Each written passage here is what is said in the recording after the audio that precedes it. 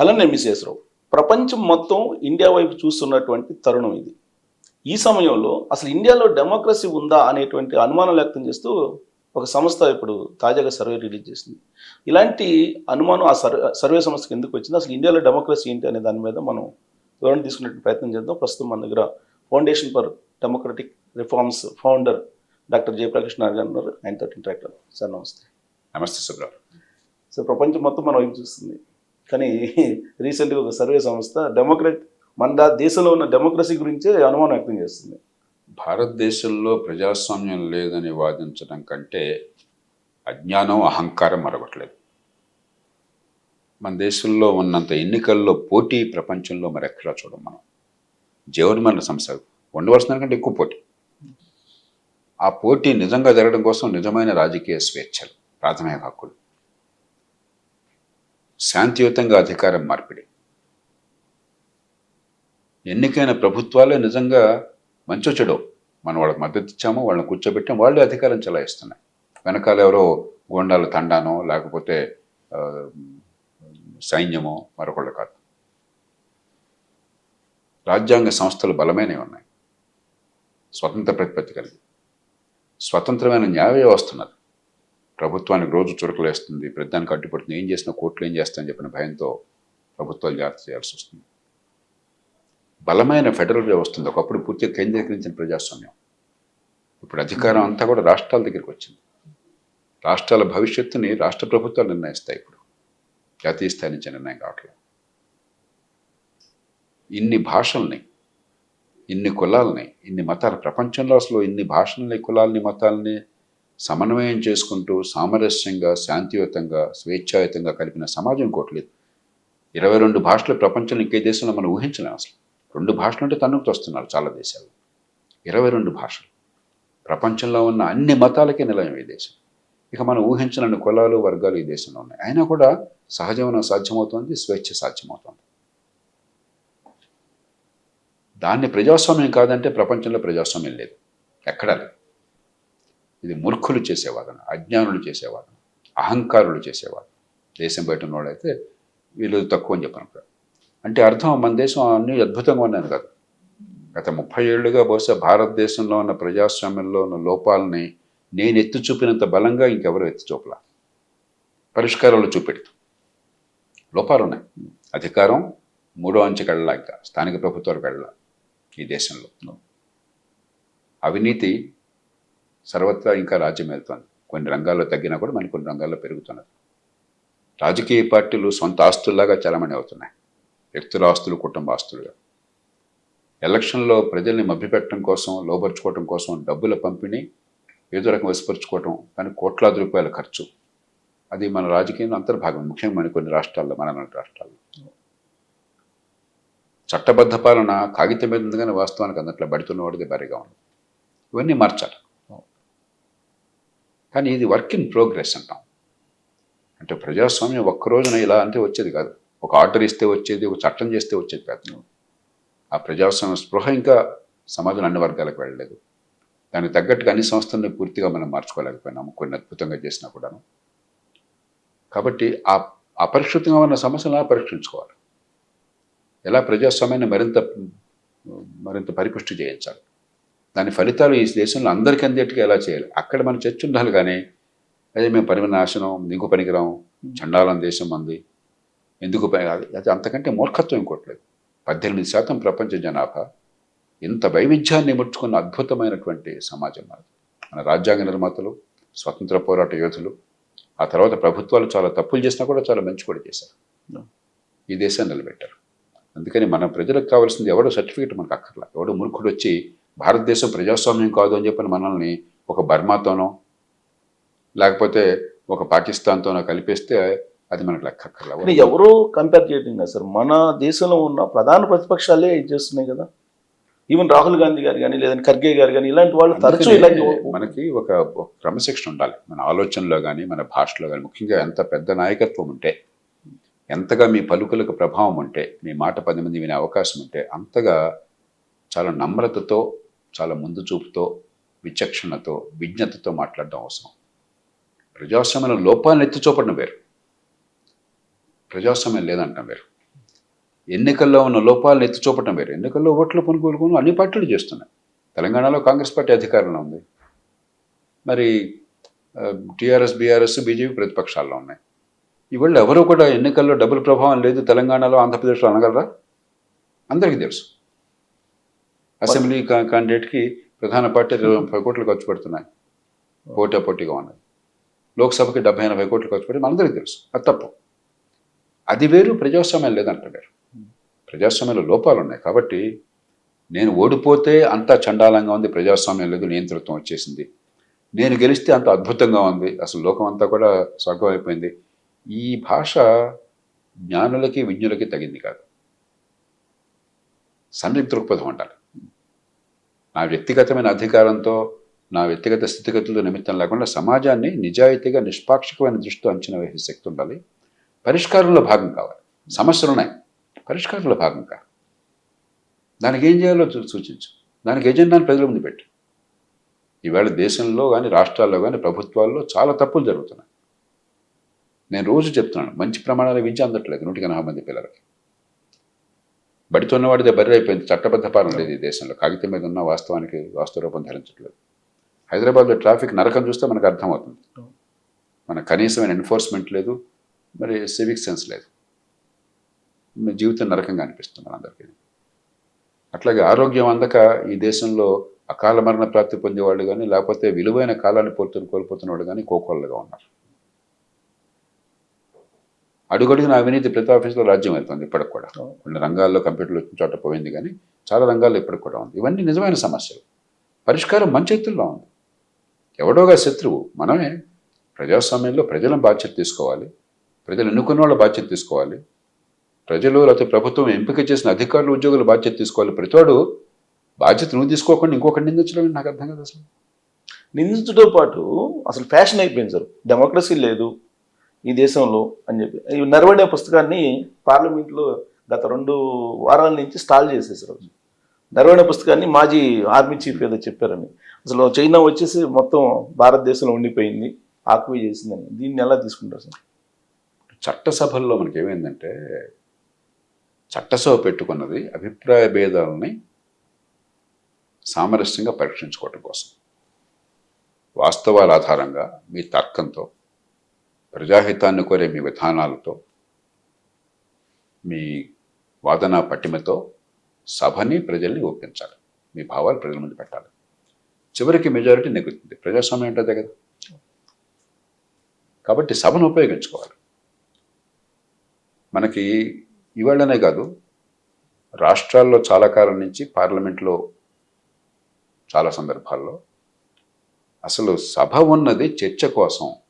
ప్రజలు ఎన్నుకున్నది చట్టసభ సభ్యుల్ని చట్టాలు చేయటము, ప్రభుత్వ విధానాల విషయంలో సమగ్రమైన చర్చ జరగటము, ప్రభుత్వాన్ని జవాబుదారీగా చేయటం.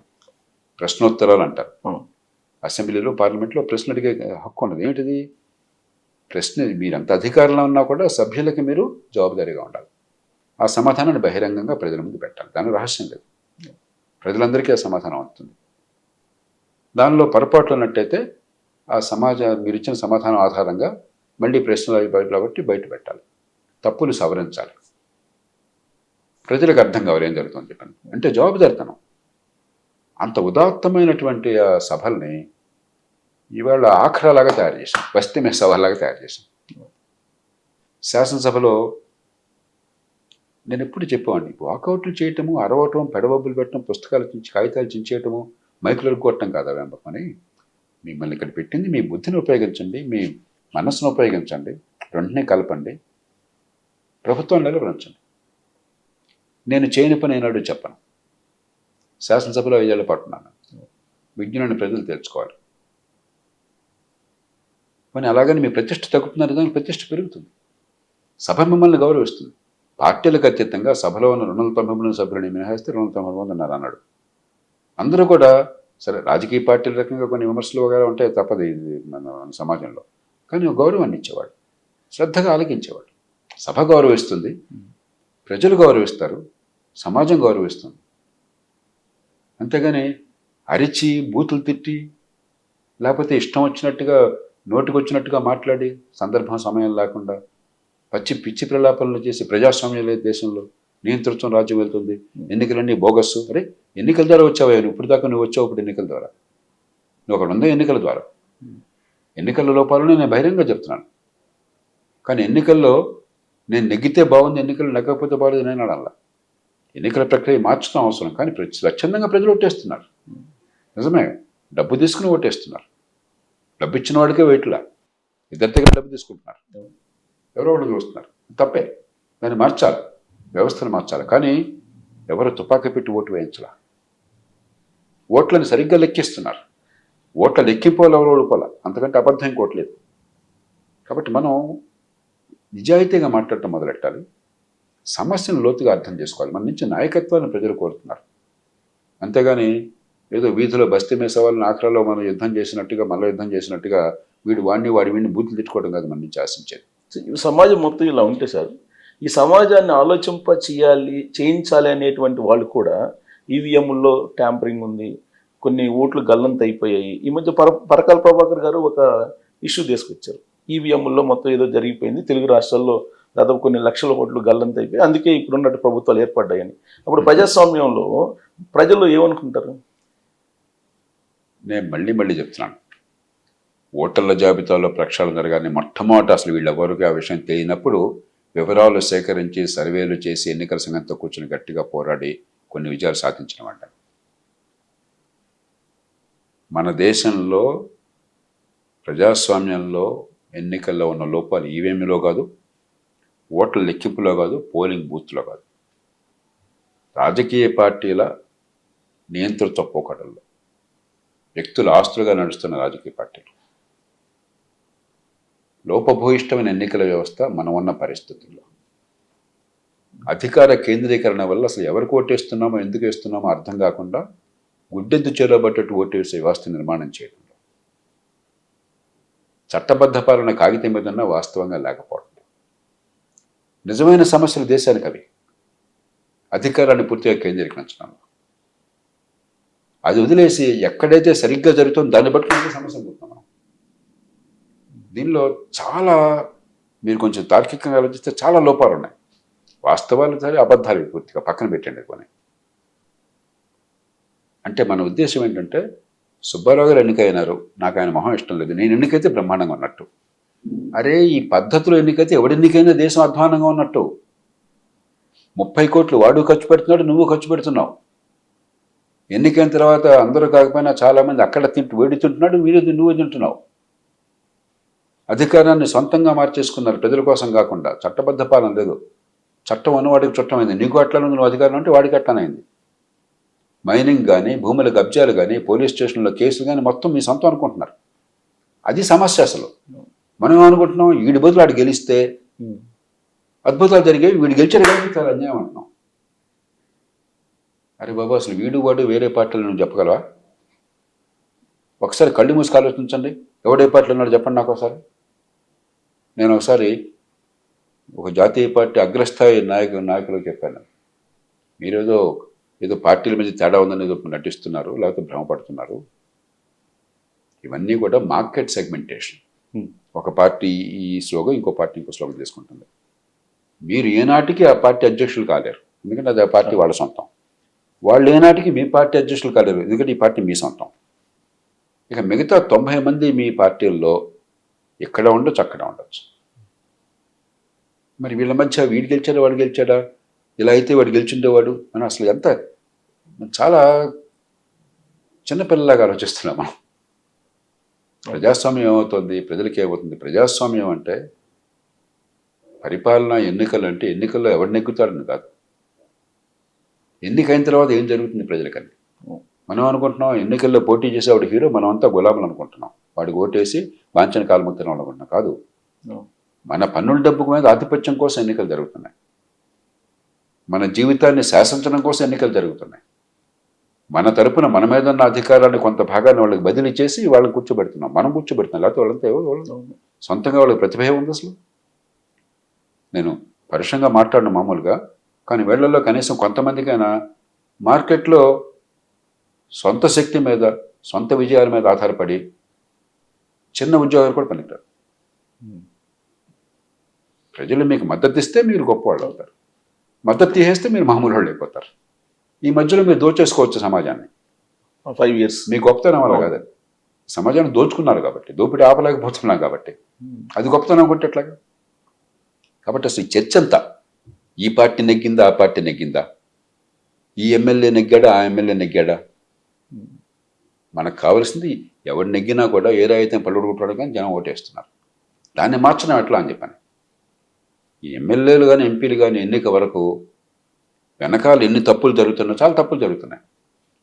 ఓట్ల డబ్బులతో ప్రేరేపించకుండా ఓట్లు తీసుకునే పార్టీలు చాలా అరుదుగా ఉన్నాయి చాలా రాష్ట్రాలు, ముఖ్యంగా మన రాష్ట్రాల్లో మనం చూస్తున్నాం. ఇది కాదని తెలుగు తెలంగాణ, ఆంధ్రప్రదేశ్లో, కర్ణాటక, తమిళనాడు ఎవరైనా చెప్పానండి, నేను చాలా సంతోషపడతాను. సార్ 2 years అయిపోయింది, ప్రభుత్వాలు ఉన్నాయి.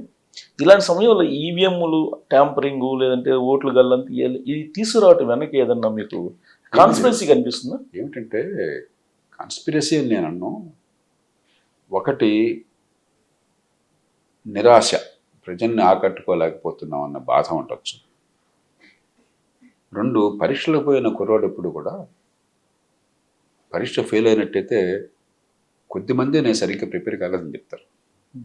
నాకు బాగా గుర్తున్నది, ఈ మాట ఎవరిని కించపరచం కోసం చెప్పట్లా. నా చిన్ననాడు ఏదో ఊళ్ళో ఇంటి పక్కన కుర్రాడు ఉండేవాడు, నా తోటి వాడు. తెలివితేటలున్నా ఏ కారణంగా కానీ విద్యలో రాణించలేకపోయినాడు. స్కూల్లో రకరకాలుగా ఉంటుంది ఆ స్కూల్ పరిస్థితి, వాతావరణము, పిల్లలకి ఇచ్చిన పునాదుల వల్ల. ఒక కుర్రాడు ఎవరో పక్కన ఎంబీబీఎస్కి పోటీ పరీక్షలో మంచి ర్యాంక్ సాధించి మంచి ప్రతిభావంతులు వచ్చాడు. ఈ తల్లి ఆ తల్లితో ఉంటుంది, మావాడికి వచ్చేది, మావాడికి ఇంట్రెస్ట్ లేదు, తప్పేం లేదు అని అనుకోవటం.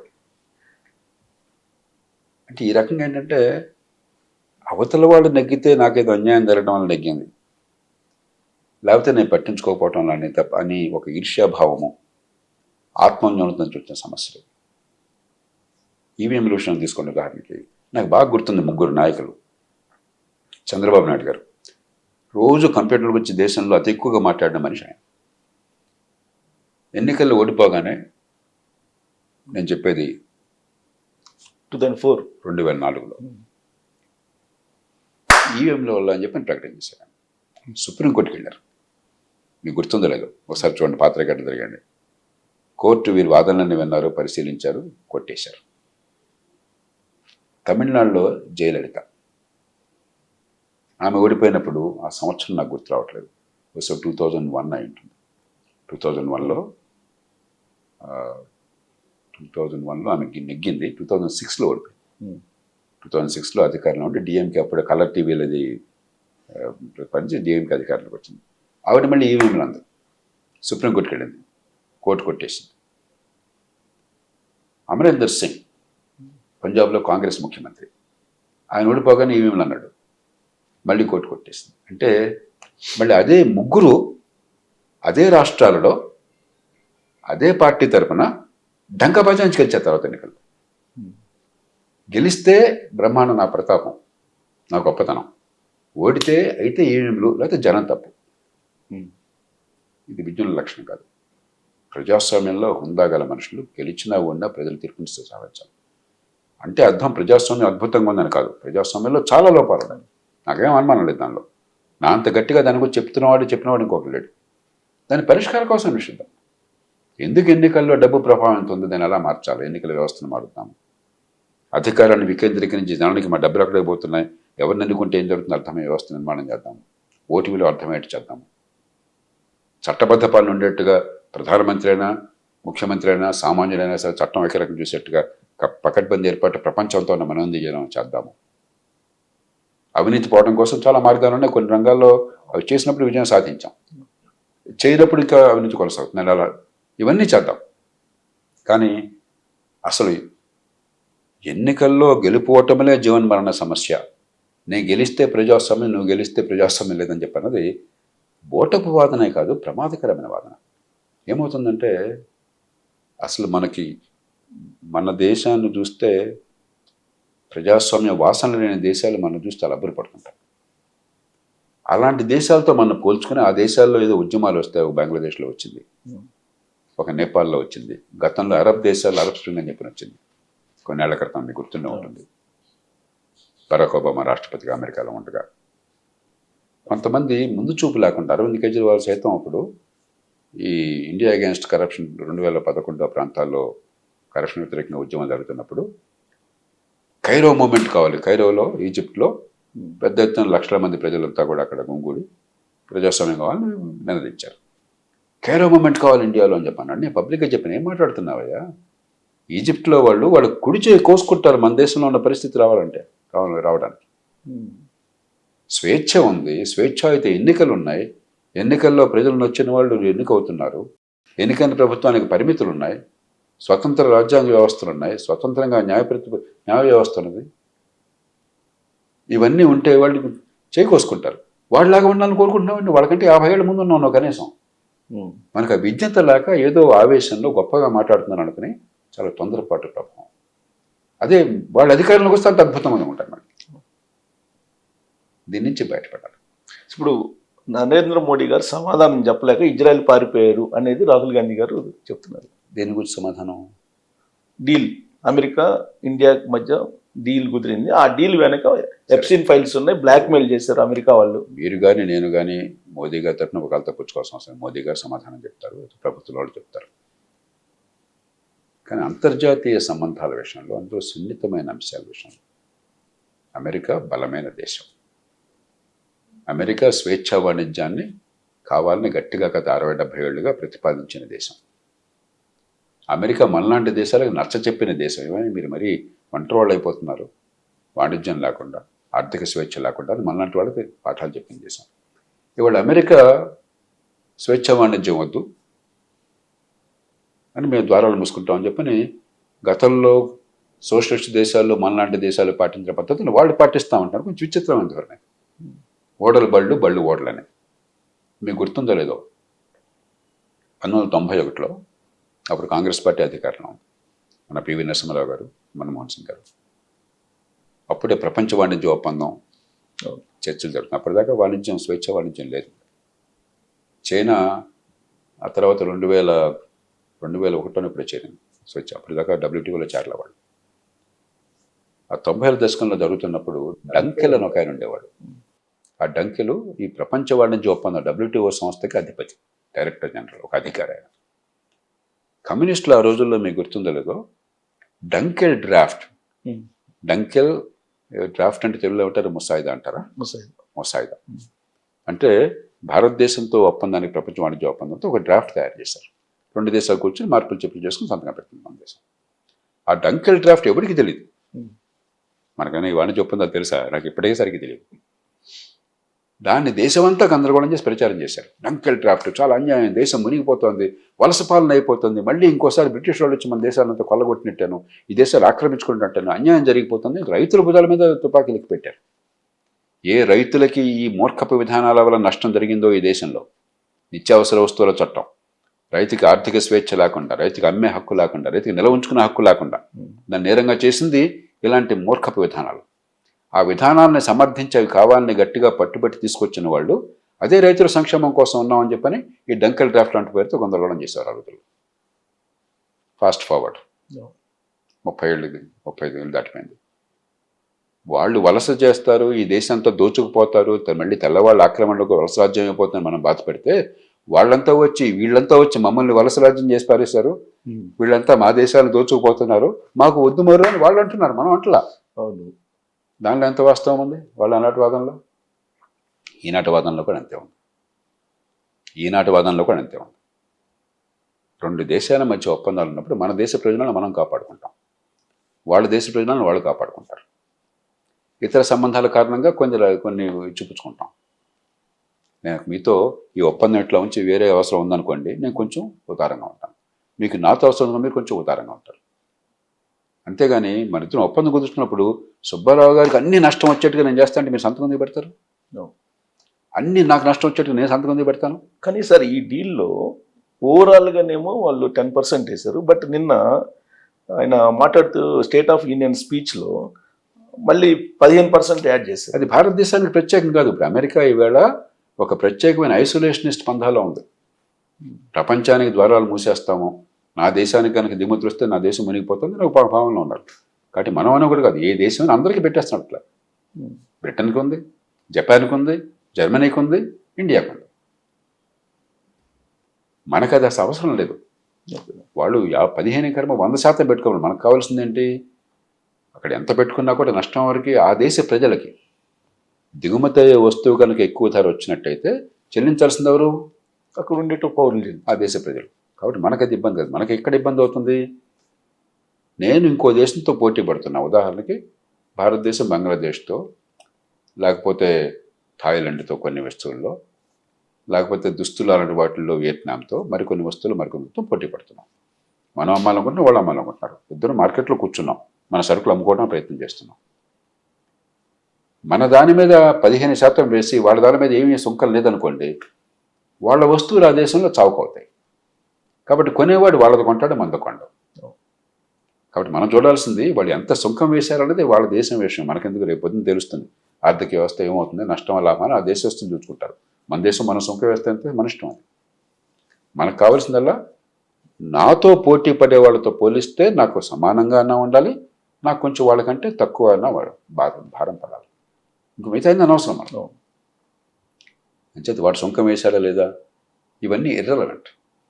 అంచేత ఇప్పుడు మన పరిస్థితి ఏంటి? మీకు ఇష్టం ఉన్న లేకపోయినా ప్రపంచంలో అతిపెద్ద ఆర్థిక వ్యవస్థ ఇప్పటికి కూడా అమెరికా. ఒక 100 ఏళ్ళు పోయిన తర్వాత మారుతుందేమో, 50 ఏళ్ళు పోయిన తర్వాత మారుతుందేమో, తర్వాత చూద్దాం పరిస్థితి. ఇవాళ అతిపెద్ద ఆర్థిక వ్యవస్థ ప్రపంచంలో, అతిపెద్ద మార్కెట్ అమెరికా. ఏ కంపెనీ అయినా, చిన్నదైనా పెద్దదైనా, వస్తువుల్ని సేవలు నమ్ముకోవాలంటే అతిపెద్ద మార్కెట్ ప్రపంచంలో అమెరికా. అతిపెద్ద దిగుమతిదారు అమెరికా. $4.1 ట్రిలియన్ అమెరికా దిగుమతి చేసుకుంటున్నారు. ప్రతి దేశానికి దాదాపు అతిపెద్ద ఎక్కువ స్థాయిలో ఎగుమతి చేస్తున్న ప్రతి దేశం అమెరికాకి, దాదాపు ప్రతి దేశం. కాబట్టి అమెరికాకి ప్రస్తుతం ఏంటంటే మార్కెట్ పవర్ ఉంది కాబట్టి ప్రపంచం మొత్తాన్ని కొంచెం ఇబ్బంది పెడుతున్నారు. అమెరికాకి నష్టం చేకూరచ్చు వచ్చాడు పొద్దున, కానీ మనకు ప్రత్యేకంగా నష్టం లేదు. దానిలో మనకు కావాల్సిన మన ప్రయోజనాలు కాపాడుకోవడం. కానీ ఇక్కడ పర్టికులర్గా ట్రంప్ ఇండియాని టార్గెట్ చేస్తున్నారు అనేటువంటి ఒక గతంలో చేసిన మాట వాస్తవం. గతంలో ఏంటంటే రష్యా నుంచి మనం ముడి చమురు కొంటున్నాము. రష్యా యుక్రెయిన్ యుద్ధాన్ని ఆపాలంటే రష్యాకి డాలర్లు పోకుండా ఆపాలి, డబ్బులు పోకుండా ఆపాలి. డబ్బులు పోకుండా ఆపాలంటే ప్రధానంగా రష్యాకి వస్తున్న ఆదాయం చమురు అమ్మటం వల్ల. ప్రధానంగా చమురు కొంటోంది చైనా, భారత్. చైనా మీద ఆ సాహసం చేయలేకపోయినాడు. ఎందుకని? చైనా చేతిలో ఒక ఆయువు పట్టున్నది, రేర్ ఎర్త్ మినరల్స్ అంటారు. చైనా రేర్ ఎర్త్ మినరల్స్ ప్రపంచానికి ఎగుమతి చేసేది చాలా తక్కువ ప్రమాణం. $2-3 బిలియన్ బాగా ఉంటే, అలాగే $4-5 బిలియన్ ఉంటుంది బాగా ఉంటే. అంటే మొత్తం 30-40 వేల కోట్లు, పంటి కింద కూడా రాదు. చైనా ఎగుమతులు $3.8 ట్రిలియన్, $3,800 బిలియన్. ఒక $3 బిలియన్ ఎగుమతి ఆగిపోతే వాళ్ళకి ఏం నష్టం లేదు, 1000 వంతు వాళ్ళ ఎగుమతుల్లో. అది కాదు సమస్య. ఈ $3-4 బిలియన్ రేర్ ఎర్త్స్ మీద ప్రపంచంలో దాదాపు $10 ట్రిలియన్ ఆర్థిక వ్యవస్థ నిలబడి ఉంది. ప్రతి కంప్యూటరు, ప్రతి ఎలక్ట్రానిక్ అప్లయన్స్, ఆర్టిఫిషియల్ ఇంటెలిజెన్స్, మీరు ఏదైనా చెప్పండి, ఆధునిక యుగంలో టెక్నాలజీలో ఉన్న అన్నీ కూడా, ప్రతి మొబైల్ ఫోన్ ప్రపంచం అంతా దాని మీద ఆధారపడింది. ఆ ఆయువు పట్టు చైనా పట్టుకున్నది. గత 20 ఏళ్ళుగా చైనాలో ఖనిజమో ఉత్పత్తి ఉన్నది, ఇతర దేశాల్లో కూడా ఉంది. కానీ ఖనిజాన్ని ప్రాసెసింగ్ వాళ్ళు చాలా చవకగా, అతి ఎక్కువ స్థాయిలో, ప్రపంచం మొత్తంలో 80% వాళ్ళు ఉత్పత్తి చేస్తున్నారు. చైనా మీద కనుక మీరు గట్టిగా దిగితే మీకు ఇది ఆపేస్తానంటాడు. ప్రపంచంలో ఇంకే దేశానికి అవకాశం లేదు, చైనా ఒక్కదానికి అవకాశం ఉండదు. చైనా దాన్ని పూర్తిగా వాడుకుంటుంది. కాబట్టి ఎవరు దొరికాడు? బక్కరా భారతదేశం దొరికింది. ఎందుకంటే అతి పెద్ద ఎత్తున చైనా తర్వాత దిగుమతి చేసుకుంటుంది భారతదేశం. దాదాపుగా పీక్ టైంలో బహుశా 1.6, 1.7 మిలియన్ బ్యారెల్స్ ఎ డే. అంటే మనం మొత్తం కొనేటువంటి ఆయిల్లో 40% రష్యా నుంచి కొంటున్నాం. పూర్వం అసలు దాదాపు ఏం కొనేవాళ్ళం కాదు, చాలా తక్కువ. ఒక్కసారి 40% మనం కొనడం మానేసామనుకోండి, రష్యాకి ఆ మేరకు ఆదాయం తగ్గుతుంది. కాబట్టి మన మీద ఒత్తిడి తెస్తే రష్యా మీద ఒత్తిడి పెరిగి కాళ్ల బేరానికి వచ్చి యుక్రెయిన్తో శాంతి కోసం ఒప్పుకుంటాడని చెప్పి నా ఆలోచన. అలా ఉన్నప్పుడు ఆయన చేసిన తప్పు ఏంటంటే 2 పనులు చేయాల్సింది. ఒక మిత్ర దేశం సయోధ్యం అన్నది, ఉమ్మడి ప్రయోజనాలు ఉన్నాయి, రెండు ప్రజాస్వామ్యాలు, వ్యూహాత్మక ఒప్పందం అన్నది, రెండు దేశాలకి వ్యూహాత్మకంగా ఒప్పందం అన్నది, క్వాడ్లో సభ్యులం, ఆస్ట్రేలియా జపాన్తో కలిసి భారతదేశము, అమెరికా. రేపు పొద్దున చైనాని కనీసం మనం చైనా మీద దాడి చేయాలని కోరిక కాదు, చైనాకి మనం వ్యతిరేకం కాదు, కానీ మనకి వాళ్ళకి గొడవ ఉన్నాయి.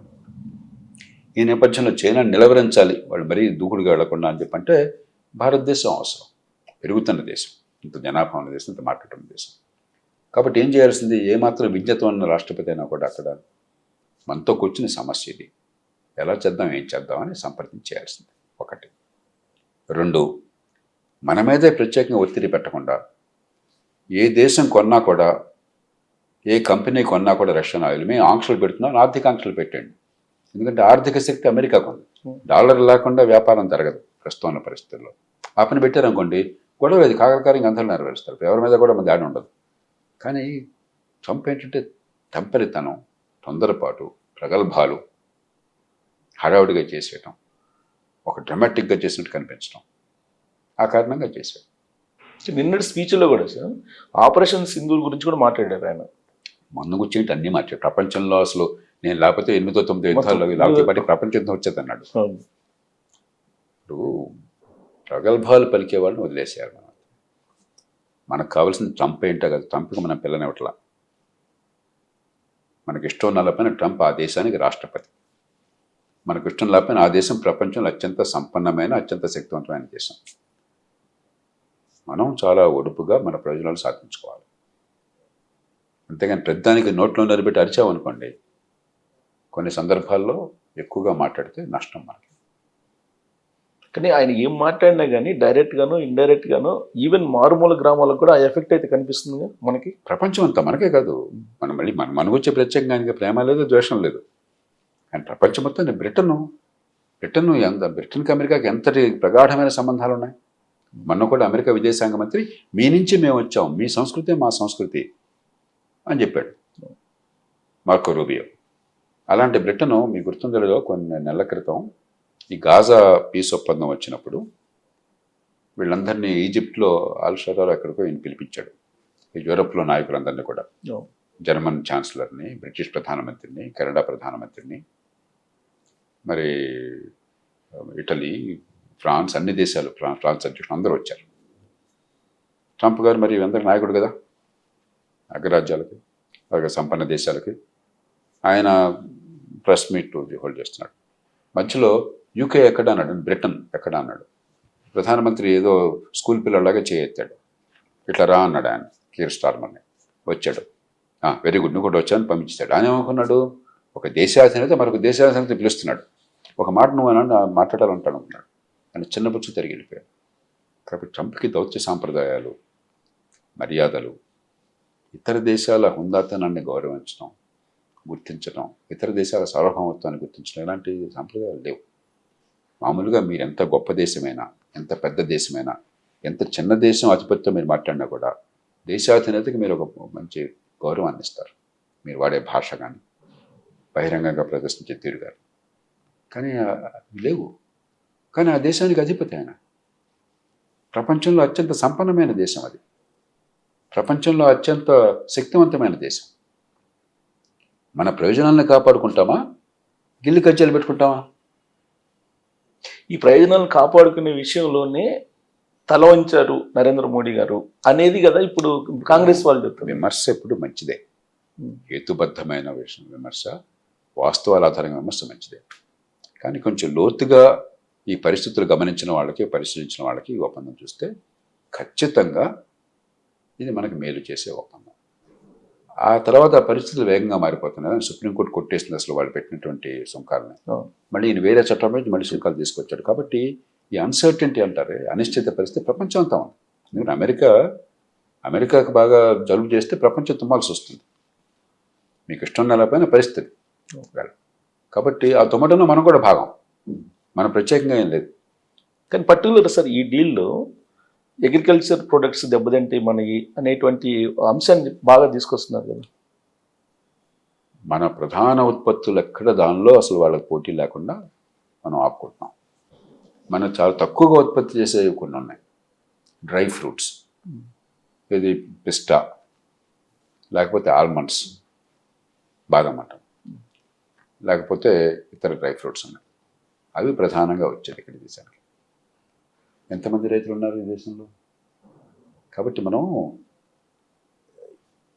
ప్రతిదానికి కూడా మా ఇంటికి వస్తే మాకేం తెస్తావు, మీ ఇంటికి వస్తే మాకేం ఇస్తావు అన్నది కాదు. మనం చాలా రాయితీలు పొందాం, కొన్నన్నా వాళ్ళకి ఇవ్వాలిగా, వాడు చెప్పుకోవాలిగా నేను గెలిచానని చెప్పాను. చేత భారతదేశం చాలామందికి సంగతి తెలియకపోవచ్చు. అమెరికాకి మన వ్యవసాయ ఎగుమతుల్లో మిగులు ఉన్నది, అన్ని ఉత్పత్తుల ఎగుమతుల్లో మిగులు ఉన్నది. అమెరికాతో అసలు ప్రపంచంలో పెద్ద దేశాలతో వాణిజ్యంలో మిగులున్న ఏకైక దేశం అంతా అమెరికా. అంటే మన వాళ్ళకి దిగుమతులు కంటే ఎగుమతులు ఎక్కువ చేస్తున్నాం. దాదాపు 25-30 బిలియన్ డాలర్లు ఎగుమతులు, 30-40 బిలియన్ డాలర్లు ఎక్కువ చేస్తున్నాం. వ్యవసాయం ప్రపంచం మొత్తానికి ఒక 15 బిలియన్ డాలర్ల దాకా మిగులు ఉన్నది. వ్యవసాయ రంగంలో మన ఉత్పాదకత తక్కువ, ఎకరాకు వచ్చే దిగుబడి తక్కువ, కానీ ప్రపంచానికి మనం ఎక్కువ అమ్ముతున్నాం, వాళ్ళ నుంచి మనం తక్కువ కొనుక్కుంటున్నాం. అది కూడా ఆయిల్ ప్రధానంగా, ముడి నూనె, ముడి చమురు, వంట నూనె కనుక కొనుగోలు ఆపేస్తే అసలు ఇంకొక 20 బిలియన్ డాలర్లు అదనంగా మనకి సర్ప్లస్ వస్తుంది. కానీ ఇక్కడ సెన్సిటివ్ ఏంటి సార్, పల్సెస్ ప్రధానంగా ఈ అపరాలు, శనగలు, వీటి మీద ఎక్కువగా ఎఫెక్ట్ పడబోతుంది రాబోయే రోజుల్లో అని చెప్పి అంటున్నారు ఈ డీల్ కారణంగా. ఒక్క సోయాబీన్ ఆయిల్ లాంటి పదార్థాలు మాత్రం మనం ఒప్పుకుంటున్నాం. అది కూడా మనకి మిగతా ఒకటి పల్సెస్, మనకి పౌష్టికాహారం లేదు ఈ దేశంలో. రెండోది సోయాబీన్లు, మిగతావన్నీ కూడా జంతువులు కూడా వేస్తుంటారు, ఇతర కొత్త వాడతారు. కాబట్టి అశోక్ గెహ్లాట్ అని ఉన్నారు. నేను ఖచ్చితంగా చెప్తున్నాను, నేను ఈ దేశంలో తెలుగు రాష్ట్రాలందరికీ తెలుసు, కర్ణాటక తెలుసు, నేను అంతగా రైతుల మనిషిను, జీవితం అంతా రైతుల కోసం గట్టిగా ప్రయత్నం చేసినవాడిని. నేను ఎట్లా చేశానో అశోక్ గెహ్లాట్ జాతీయ స్థాయిలో రైతుల కోసం అలా చేసిన మనిషి. ప్యాడీ విషయంలో మీరు పోరాడినట్టు ఎవరు పోరాడలేదేమో. వ్యవసాయం గురించి తెలిసిన వాళ్ళకి అశోక్ గెహ్లాట్ పేరు తెలుసు. Agriculture prices and cost commission, వ్యవసాయ ధరల కమిషన్కి ఆయన అడ్జస్ట్గా చేశాడు. ఆయన చాలా స్పష్టంగా రాశాడు, పరిశీలించి మొత్తం మనకి ఏం ప్రమాదం లేదు, మనం వ్యవసాయానికి ఇబ్బంది లేదు, ఆందోళన పడద్దు. చిన్న చిన్న వాటిలో ప్రభావం ఉంటుంది, డ్రై ఫ్రూట్స్లో ప్రభావం ఉంటుంది, అది మనకేం ఇబ్బంది కలిగేది కాదు. అలా కాకుండా అన్నీ నాకే కావాలని చెప్పంటే ఒప్పందం కుదరదు. ఒప్పందము అంటే మనకు కావాల్సిన కొన్ని వాళ్ళు ఒప్పుకోవాలి, వాళ్ళకి కావాల్సిన కొన్ని మనం అంగీకరించాలి, అంతే తప్ప అన్నీ నా తాపట్టి కుందటి 3 కాళ్ళు అంటే మీరు ఆ స్థానంలో లేరు. అలాగే ట్రంప్ కూర్చుని అన్నిటికీ బార్లు తెరిచేయాలి, బియ్యం అమ్ముతాను ఇండియాలో, గోధుమలు అమ్మేస్తాను, నువ్వు ఒప్పుకోకపోతే నేను ఒప్పుకోనంటే అది కుదిరేది కదా ఒప్పందం. కొన్ని వాళ్ళు రాజీ పడాలి, కొన్ని మనం రాజీ పడాలి. లేటెస్ట్ సార్ వాల్ స్ట్రీట్ ఒక ఆర్టికల్ రాసింది వాళ్ళ, ఎప్పుడో ఒక 90 సంవత్సరాల క్రితం వలసలు ఉన్నాయంట అమెరికా నుంచి. అలాంటి పరిస్థితి ఇప్పుడు ఉంది. యాజ్ ఆఫ్ నౌ దాదాపు 180,000 మంది 1 ఇయర్లో, ఈ ఇయర్లోనే వలస వెళ్ళిపోయారు అమెరికా నుంచి అని చెప్పి అంటున్నారు. అంటే అది మాంద్యం కింద చూపిస్తున్నారు. అలాంటి మాంద్యం అమెరికాలో కనిపిస్తుందా మీకు? నేను చూడలేదు ఆర్టికల్ కాబట్టి నేను చెప్పలేను, కానీ ఈ అంకెలు చూడకుండా వివరాలు నేను మాట్లాడాను. అమెరికా ఏమిటంటే గత 70 ఏళ్ళుగా, బహుశా 100 ఏళ్ళుగా అమెరికా పెద్ద మ్యాగ్నెట్. గతంలోనేమో తెల్లజాతి వాళ్ళు అయినట్టయితే ఎంత పేదరికంలో ఉన్నా సరే ఆ దేశానికి వస్తే వాళ్ళకి ఆశ్రయం కల్పించారు. వాళ్ళు చాలా వచ్చారు, కష్టపడ్డారు, ఎదిగారు. స్వతంత్రంలో ప్రచురించిన తర్వాత మనలాంటి దేశాల నుంచి కూడా మీకు కనుక అన్ని అర్హతలు ఉంటాయి, మంచి విద్య ఉండి పనికొస్తారనుకుంటే వాళ్ళకి మాత్రమే ప్రవేశం, ఉన్నత విద్యలో కావచ్చు, ఆ తర్వాత ఇచ్చే వీసాలు కావచ్చు. అంటే ఏంటి, ప్రపంచంలో టాలెంట్ ఎక్కడున్నా కూడా, శాస్త్ర విజ్ఞానం కావచ్చు, ఇన్నోవేషన్ కావచ్చు, కంపెనీలు నిర్మాణం చేయడం కావచ్చు, మార్కెటింగ్ కావచ్చు, ఆర్ట్స్లో కావచ్చు, మీరు టాలెంట్ ఎక్కడున్నా కూడా వాళ్ళందరినీ ఆకర్షించగలిగారు. ఆ దేశానికి ఉన్నటువంటి బలం అది. ఆ దేశంలో ఉన్న స్వేచ్ఛ, ఆ దేశంలో ఉన్న ఆర్థిక అవకాశాలు, ఆ దేశంలో మరి క్రియేటివ్ ఆపర్చునిటీస్ ఇవన్నీ ఉన్నాయి, అది వాస్తవం. ఇబ్బందులు ఉన్నాయి, కానీ ఇబ్బందుల కంటే లాభాలు ఎక్కువని ఎక్కువ మంది భావిస్తారు. అందుకనే మన దేశంలోనే ప్రతి కుటుంబానికి, మధ్యతరగతి కుటుంబానికి ఏమిటి కళ, మా పిల్లలు అమెరికాలో సెటిల్ కావాలి. అలాంటి వాతావరణం సృష్టించగలిగారు. కాలక్రమేణా ఏమైందంటే దక్షిణ అమెరికాలో ఉన్నటువంటి వాళ్ళతో భూ సరిహద్దు ఉంది వాళ్ళకి, మెక్సికో నుంచి వచ్చేయచ్చు. లక్షల మంది పొట్ట చేతి పట్టుకుని వలస రావడం మొదలెట్టారు. అప్పుడు తాత్సారం చేశారు వాళ్ళని, పెద్దగా ఆపల. సగం కారణం ఏంటంటే ఒక దేశం సంపన్న దేశం అయితే మీకు చిన్న చిన్న పనులు చేసేవాళ్ళు ఎక్కువ ఉండరు, కార్మికులు ఉండరు. వ్యవసాయంలో కావచ్చు, పరిశ్రమల్లో కావచ్చు, షాపుల్లో, రెస్టారెంట్లో చిన్న ఉద్యోగాలు చేసేవాళ్ళు కావచ్చు, మీకు పెద్దగా మనుషులు దొరుకుతుంది. సంపద పెరిగిన కొద్దీ హై అండ్ ఉద్యోగాలు వెళ్ళిపోతారు, మంచి ఆదాయం కోరుకుంటారు. సో పేదలు ఏమవుతారు? పట్టుదల వచ్చేవాళ్ళు ఏ ఉద్యోగమైనా చేస్తారు కష్టపడి. నేను పెరగాలి, నా కుటుంబాన్ని పోషించుకోవాలి. ఇప్పుడు అందుకనే వలసపోయిన వాళ్ళు ఎప్పుడు కూడా చాలా కష్టపడి పనిచేస్తారు. ఎక్కడికి వెళ్ళినా సరే, దేశం లోపల కావచ్చు, దేశం బయట కావచ్చు. కొంత ఆ కారణంగా, మరికొంత వివిధ రాజకీయ కారణాలు, ఉదార స్వభావం వల్ల. ఇప్పుడు ఏమైంది? 10 ఏళ్ల క్రితం మీకు గుర్తుందో లేదో, ప్రత్యేకంగా మిడిల్ ఈస్ట్లో ఉన్న పరిస్థితుల వల్ల, కొన్ని సిరియా లాంటి దేశాల్లో ఉన్న పరిస్థితులు, సిరియా నుంచి పాకిస్తాన్ దాకా లక్షల మంది యూరప్కి అక్రమంగా వెళ్ళిపోయారు.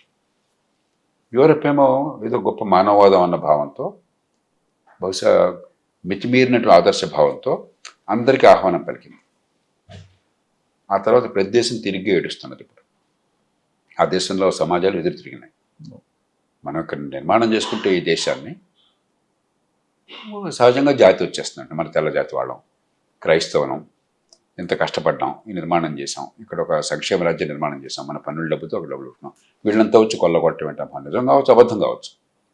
ఈ రకంగా రెచ్చగొట్టడం చాలా తేలిక. అది బాగా వచ్చి యూరప్ అంతా అతలకుతలమైంది. ఆ నేపథ్యంలో ట్రంప్ వచ్చాడు. ట్రంప్ ప్రధానంగా ఆయన ఇచ్చిన ఎజెండా ఏంటి? ఇమ్మిగ్రెంట్స్ దానివ్వను, అరికడతానని చెప్పాను. సో తిరిగి వెళ్ళిపోతున్నారన్నది ఎవరో నాకు తెలియదు. నేను ఆర్టికల్ చూసాక మాట్లాడదాము. బహుశా అక్రమంగా వచ్చిన వాళ్ళకి తప్పదు, జైల్లో పడతామంటే కొంత వెళ్ళిపోయి ఉండొచ్చు. ఇటీవల కాలంలో వచ్చిన వాళ్ళు వెళ్ళిపోయి ఉండొచ్చు. కొంతమంది ఈ విధానాలు నచ్చక వేరే మార్గం ఉంటే ఒక కెనడాకి వెళ్ళిపోదాం, ఆ దేశాల్లో తేలిక, యూరప్ వెళ్ళిపోదాం, ఆ శక్తి ఉందనుకోండి, అక్కడ వెళ్ళిపోయి ఉండొచ్చు. అది తెలియకుండా మాట్లాడాలి. కానీ ఇప్పటికి కూడా వాస్తవం ఏంటంటే అమెరికా పెద్ద మ్యాగ్నెట్. కానీ డెన్మార్క్, ఫ్రాన్స్కి వెళ్ళిపోతున్నారు అమెరికాలో ఉండేటువంటి వాళ్ళు అనేది. యూరప్లో ఉదారవాదం ఉన్న యూరోపియన్లు, అందులో వాళ్ళకి భారతదేశంలో ఏకైక పౌరసత్వం. ఈ దేశ పౌరులు అంటే ఇంక దేశ పౌరులు ఉండడానికి లేదు. అమెరికా పౌరులుగా ఉంటే మీరు కెనడా పౌరులుగా ఉండొచ్చు, జర్మనీ పౌరులుగా ఉండొచ్చు. ఒకే సమయంలో బ్రిటన్ పౌరులు ఒకే సమయంలో 3 దేశాల పాస్పోర్ట్ ఉండొచ్చు, 4 దేశాల పాస్పోర్ట్ ఉండొచ్చు. కాబట్టి వాళ్ళు పౌరసత్వం వివిధ దేశాల ఉంది, డబ్బు ఉన్నవాళ్ళు. కాబట్టి ట్యాక్స్ పరిస్థితి, ఇక్కడ ట్యాక్స్ ఎక్కువ ఉందంటే ఆ దేశానికి వెళ్ళిపోతారు, ఇక్కడ నాకు నచ్చలేదంటే ఆ దేశానికి వెళ్ళిపోతారు. ఆ రకంగా వెళ్తుండొచ్చు. నిన్న ఒక స్టేట్మెంట్ ఇచ్చారు సార్, అమెరికాలో ఉండే పౌరులకి ట్యాక్స్ లేకుండా ట్యాక్స్ ఫ్రీ చేస్తాననేది ఏదో ఒకటి ఆయన వ్యాఖ్య చేశారు. అది సాధ్యమేనా సార్? అది ఇప్పుడు మిడిల్ ఈస్ట్ దేశాల్లో ఉంది అట్లా. అబుదాబి, సౌదీ అరేబియా, నాకు తెలిసినంత వరకు, యునైటెడ్ అరబ్ ఎమిరేట్స్, దుబాయ్ ఇలాంటి దేశాల్లో ఉన్నది. ఎందుకంటే వాళ్ళకి ఆయిల్ సంపద పుష్కలంగా ఉంది. భూమి నుంచి ఆయిల్ తోడుకోవటము, ప్రపంచానికి అమ్ముకోవటము, ఆయిల్ ధరలు విపరీతంగా పెరిగిన గతంతో పోలిస్తే. కాబట్టి వాళ్ళ ప్రజల్ని ఆకట్టుకోవాలి. ఎందుకంటే అవన్నీ నియంతృత్వ రాజ్యాలు. ఆ ప్రజల్ని ఆకట్టుకోవాలంటే గతంలో కొంతకాలం పాటు ఇస్లాం మతాన్ని ప్రధానంగా పెట్టారు. సరే, ఇప్పుడు మతం కంటే ఎక్కువగా మంచి సౌకర్యాలు, పన్నులు లేవు, దానికి చేస్తున్నారు. అలాంటి దేశాలు మినహాయిస్తే పన్నులు లేకుండా రాజ్యం అవటం సాధ్యం కాదు. భూమిలోంచి వెలికి తీసి దాన్ని అమ్ముకుంటే ప్రపంచ మార్కెట్లో దాని ద్వారా ఆదాయం పొందేటువంటి ప్రభుత్వాలు తప్ప ఏదో రూపంలో పన్నులు కావాలి. పన్నులు 2 రకాలు ప్రధానంగా: ప్రత్యక్ష పన్నులు, ఆదాయ పన్ను, ప్రత్యక్ష పన్ను. ప్రోగ్రెసివ్ ట్యాక్స్ అంటాం. ఎందుకంటే ఎక్కువ ఆదాయం అంటే ఎక్కువ శాతం కడతారు, ఎక్కువ డబ్బు కట్టడమే కాదు. ఇప్పుడు మన దేశం ఉందనుకోండి, 12 లక్షల రూపాయలు ఆదాయం అంటే ప్రస్తుతం పన్ను లేదు. ఇంత ఉదారంగా ఉన్న దేశం ఇంకోటి లేదు. తలసరి ఆదాయంతో పోలిస్తే 5.5 రెట్లు ఆదాయం వస్తే మీకు పన్ను కట్టక్కర్లేదు. ప్రపంచంలో ఎక్కడా ఉండదు. అమెరికాలో మీకు తలసరి ఆదాయంలో సగం వచ్చినా కూడా పన్ను కట్టాలా, కొంచెమే కడతారు కానీ పన్ను కట్టాలా. అదే మీరు ఒక స్థాయి దాటిందనుకోండి, 33% కట్టాలి మీరు పన్ను. ఇంకో స్థాయి దాటిన 33% మీరు సర్ఛార్జ్ పెట్టారు. ఇట్లాగా ఆదాయం పెరిగిన కొద్దీ పన్నుల శాతం కూడా పెరుగుతుంది. రెండోది పరోక్ష పన్నులు. అంటే మీరు కొన్న వస్తువులను బట్టి, వినియోగాన్ని బట్టి, కన్జంప్షన్ ట్యాక్స్ అనమాట. అది జిఎస్టీ ఒక ఉదాహరణగా. మరికొన్ని ఈ దిగుమతి సుంకాలు, ట్రంప్ పెట్టి దిగుమతి సుంకాలు. ఆయన ఏంటంటే ప్రజలను ఆకట్టుకోవడం కోసం బహుశా దిగుమతి సుంకాలు విపరీతంగా ఇబ్బడి మొగడుగా సంపాదించి దిగుమతులను మరింతగా మరి దాని నుంచి ఆదాయం తీసుకొచ్చి మీరు వేరే పనులు అవసరం లేకుండా చేస్తారా? అతిశయోక్తి. ఆయన చాలా అతిశయోక్తులు మాట్లాడతారు. అదే మాట్లాడారు ఆయన. వేరే దేశాలు ట్యాక్స్ చేస్తున్నాను కాబట్టి అది వస్తుంది. పక్కనేమో చూడండి, వాదనలో కూడా చాలా పొరపాటు కనిపిస్తాయి. దిగుమతులు రాకూడదని నిరోధించాలనే కదా మీరు సుంకాలు పెట్టేది. మరో పక్కన సరే ఖచ్చితంగా కొంత ఆదాయం వస్తుంది. ఈ 5-6 నెలల్లో $200 బిలియన్ ఆదాయం వచ్చింది. $300 బిలియన్ ఆదాయం వచ్చింది. 298 అంత అని చెప్పారు లేటెస్ట్. మన ఈ మధ్య సుప్రీంకోర్టు కొట్టేశాక ఆ డబ్బు ఏం చేయాలి, తిరిగి వాళ్ళకి ఇవ్వాలా వద్దా, ఈ చర్చలు సాగుతుంది. ఆ నేపథ్యంలో వచ్చింది దానికి ఒక 6 నెలల్లో వచ్చింది $300 బిలియన్. ఇది బాగా మ్యాక్సిమం సుంకాలు పెడితే అవి ఉన్న కొద్దిగా ఒప్పందాల్లో సుంకాలు తగ్గుతున్నాయి. ఇప్పుడు అమెరికా ప్రభుత్వం బడ్జెట్ $5 నుంచి $6 ట్రిలియన్, $6,000 బిలియన్. $300 బిలియన్ గట్టిలో డబ్బే, కానీ $6 ట్రిలియన్తో పోలిస్తే ఇదంతా అన్ని పనులు ఆపేస్తే మీరు నడపగలరా ప్రభుత్వాన్ని? కాబట్టి ప్రజలు ఆకట్టుకోవటం కోసం మన వాళ్ళు ఎట్లాగైతే ఓటు కోసం అని చెప్పిన అన్ని రకాల తాయిలాలు ఇస్తారో, అన్ని రకాల ఆకర్షణీయమైన మాటలు చెప్తారో, రాజకీయంగా ప్రజాస్వామ్యంలో ఆదేశాలు కూడా అలా చేస్తున్నారు. సో నవంబర్లో ఏదో మధ్యంతర ఎన్నికలు ఉన్నాయి, దాని గురించే ఇవన్నీ అని అంటారు. ఏమైందంటే అమెరికాలో టంచనగా 4 ఏళ్ళకి ఒకసారి రాష్ట్రపతి ఎన్నిక, ప్రతి 2 ఏళ్లకి ఒకసారి దిగువ సభ. మన లోక్సభ లాంటిది 2 ఏళ్లే పదవీ కాలం వాళ్ళు. ఇవాళ ఎలక్షన్ అయిన దగ్గర నుంచి రేపటి నుంచి డబ్బులు ఎత్తుక్కోవటం వాళ్ళ పని, వచ్చే ఎలక్షన్ డబ్బులు ఖర్చు పెట్టడం కోసం చెప్పాను. కాకపోతే మనలాగా అక్రమ ఖర్చు ఉండదు, నిజాయితీ ఖర్చు చాలా ఉంటుంది. ప్రచారం, ఎన్నికల్లో టీవీ ప్రచారం వగేరా, ఓట్ల కొనుగోలు ఉండదు అక్కడ. అలాగే అప్పర్ హౌస్ మన రాజ్యసభ లాంటిది, మన రాజ్యసభ లాగానే 6 ఏళ్ల పదవీ కాలం వాళ్ళకి, దిగువ సభ 2 ఏళ్ళు అయితే 6 ఏళ్లలో ప్రతి 2 ఏళ్లకి 3వ వంతు సభ్యులు రిటైర్ అవుతారు, వాళ్ళు ఎన్నుకోవటం. మన రాజ్యసభ ఏమో పరోక్ష ఎన్నిక, ఎమ్మెల్యేల నుంచి ఎన్నుకోతారు. అక్కడ అలా కాదు, ప్రజలు ప్రత్యక్షంగా ఎన్నుకుంటారు. ప్రతి రాష్ట్రానికి 2 ఉంటారు సెనేటర్స్, అట్లాగా ప్రత్యక్షంగా ఎన్నుకుంటారు. కాబట్టి ఇప్పుడు ప్రతి 2 ఏళ్లకి మొత్తం దిగువ సభ సభ్యులందరూ 435 మంది ఉన్నారు, అందరూ ఎన్నికెడతారు. ప్రతి 2 ఏళ్లకి 3వ వంతు సెనేట్ సభ్యులు 100 మంది ఉంటారు, దానిలో 33 ఎన్నికవుతారు కొత్తగా. 4 ఏళ్ళకి ఒకసారి రాష్ట్రపతి. కాబట్టి ఇప్పుడు ఆ 2 ఏళ్ళు గడుస్తుంది పదవీ కాలం, ఈ సంవత్సరం నవంబర్లో ఉంటాయి. ఈ తిక్క చేష్టల వల్ల ఆయన బెట్టలో జనాదరణ బాగా తగ్గింది. ప్రజల్లో త్వరగా వస్తాం మనకు తెలియదు. కాబట్టి మామూలుగా కూడా మధ్యంతర ఎన్నికల్లో ఇప్పుడు అధికారంలో ఉన్న పార్టీకి ఎదురు దెబ్బ తగ్గుతుంది ఆ దేశం. మనలాగా అధికారంలో ఉంటే మున్సిపల్ ఎలక్షన్లో డబ్బులు ఇచ్చి కొనుగోలు చేసి, అది మన పద్ధతి వేరు. అక్కడ అధికారంలో ఉంటే వాడికి దెబ్బ తగ్గుతుంది. అలా ప్రతిసారి అధికారంలో ఉన్న పార్టీ ఓడిపోతుంది. 2 సభల్లో 1 సభ ఓడిపోతే పర్లేదు, 2 సభలు ఓడిపోతే చాలా పెద్ద పరాభవం కింద రకం. అసలు ఏం పని జరగదు. ఎందుకంటే సభలు ఒప్పుకోకపోతే రాష్ట్రపతి ఏం చేయలేడు అక్కడ. ఇప్పుడు ఆ భయం ఉన్నది. కాబట్టి ఆకట్టుకోవాలి మరికొన్ని జనాకర్షక చర్యలు. సో ఆ ఎలక్షన్ తర్వాత ఈయన యాటిట్యూడ్లో మార్పు వచ్చే అవకాశం ఉంది రాజకీయంగా. 2 సభలు గనక మెజారిటీ ప్రతిపక్ష పార్టీ కట్టబెడితే చాలా కంట్రోల్ అవుతాడు. 1 సభే కనుక ప్రతిపక్షానికి వెళితే కొంతవరకు కంట్రోల్ అవుతాడు. సో ఇప్పుడు వెనిజులా ఉంది సార్, వెనిజులా అధ్యక్షుడిని కిడ్నాప్ చేసి తీసుకెళ్ళారు. ఇప్పుడు ఇరాన్కి కూడా మీకు కూడా అదే గతి పడుతుందని చెప్పి చెప్తున్నారు. సైన్యాన్ని మోహరించారు. మరి దాని ప్రభావం ఏంటి సార్ రాబోయే రోజుల్లో? అమెరికా మీద పెద్ద ప్రభావం దాన్ని ఉండకపోవచ్చు. విదేశాంగ విధానం ప్రభావం ఉంది. అమెరికా ప్రజలంతా ఓటేసేది నాకు ధరలు ఎట్లా ఉన్నాయి, నా పిల్లలకి ఎట్లా ఉంది, నాకు ఆదాయం ఎట్లా ఉంది, నాకు ఆరోగ్యం వ్యవస్థ ఎట్లా ఉంది, మిగతా ప్రపంచం వాళ్ళకి పట్టదు. అంటే ఇప్పుడు వెనిజులా అధ్యక్షుని కిడ్నాప్ చేయటం, గ్రీన్లాండ్ ఆక్యుపై చేసుకుంటానంటాం, 51వ దేశం కెనడా అంటే ఇవన్నీ కూడా అక్కడ ప్రజలకు నచ్చుతాయి అంటారా? ప్రజలు పట్టించుకోవట్లేదు. నచ్చుతాయని నేను అంటలా, కానీ ఎక్కువ మంది ప్రజల మీద ప్రభావం చూపెట్టారు. వాళ్ళు పెద్ద పట్టించుకోవట్లేదు. కొంతమంది ఇది బాగుంది, మనవాడు బాగా చేస్తాను కూడా అనుకోవచ్చు, లోకల్ పీపుల్ కొంతమంది, అందరూ కాదు. అంటే విజ్ఞులైన వాళ్ళు ఇది తప్పని చెప్పి ఆలోచిస్తారు, కానీ సామాన్య జనాలకి ఇదేదో బాగుంది అనుకుంటారు కొంతమంది. సో ఇరాన్లో ఉన్న సిచ్యువేషన్ మీకు గత కొన్ని రోజులు అబ్జర్వ్ చేస్తున్నారు కదా సార్, ఏంటి అది ఎటువైపు దారితీసే అవకాశం ఉంది? ఊహాగానాలు చేయలేం. కానీ ఒక ఆయన మాట అన్నాడు, అమెరికా చరిత్రలో ఇంత పెద్ద ఎత్తున సైన్యాన్ని మోహరించాక దాడి చేయకుండా ఉండలేదు అన్నాడు. ఆ రకంగా చూస్తే ఇరాన్ గనక అణు ఒప్పందానికి లొంగకపోయినట్టయితే, మేము అణ్వాయుధాలు తయారు చేయమని ఖరాఖండిగా నిర్ద్వంద్వంగా ఒప్పందానికి వచ్చి, అది ఊరికే మాట్లాడటమే కాకుండా దాని వెరిఫికేషన్, దాన్ని నిరంతరం పరిశీలించే అధికారం అంతర్జాతీయ సమాజానికి ఇస్తామని చెప్పి నిర్నిబంధంగా ఒప్పుకుంటే యుద్ధం జరగదు. లేకపోతే చెప్పలేము. ఎందుకంటే ఎంత మోహరించిన తర్వాత యుద్ధం జరగకుండా లేకపోతే ఒప్పందం జరగకుండా ఉండటం అనేది కష్టం. కాబట్టి ఛాయలు చూస్తుంటే యుద్ధ వాతావరణం కనిపిస్తుంది, ఇరాన్ మీద దాడి కనిపిస్తుంది. మామూలుగా ఇప్పటి దాడి జరిగిపోయేది, కానీ ఏంటంటే ఇరాన్కి చాలా మేరకు ఇరాన్ శక్తి ఉడిగింది. ఎందుకంటే దెబ్బతిన్నారు ఇజ్రాయెల్ దాడుల వల్ల, గతంలో అమెరికా అణ్వాయుధాల మీద చేసిన దాడుల వల్ల. తర్వాత ఇరాన్కు ఉన్నటువంటి బలమైనటువంటి దేశం బయట 4 టెర్రరిస్ట్ బృందాలను వాళ్ళు ప్రోత్సహిస్తున్నారు.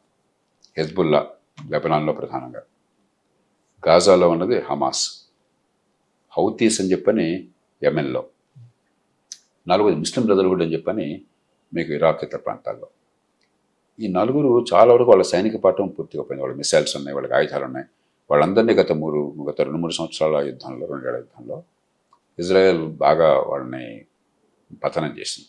కాబట్టి వీళ్ళ తరపున ఈ ఆయుధాలు ఉపయోగించి ఇజ్రాయెల్ మీద ప్రపంచం మీద దాడి చేసే వాళ్ళకి ఆ శక్తి ఉడికిపోయింది.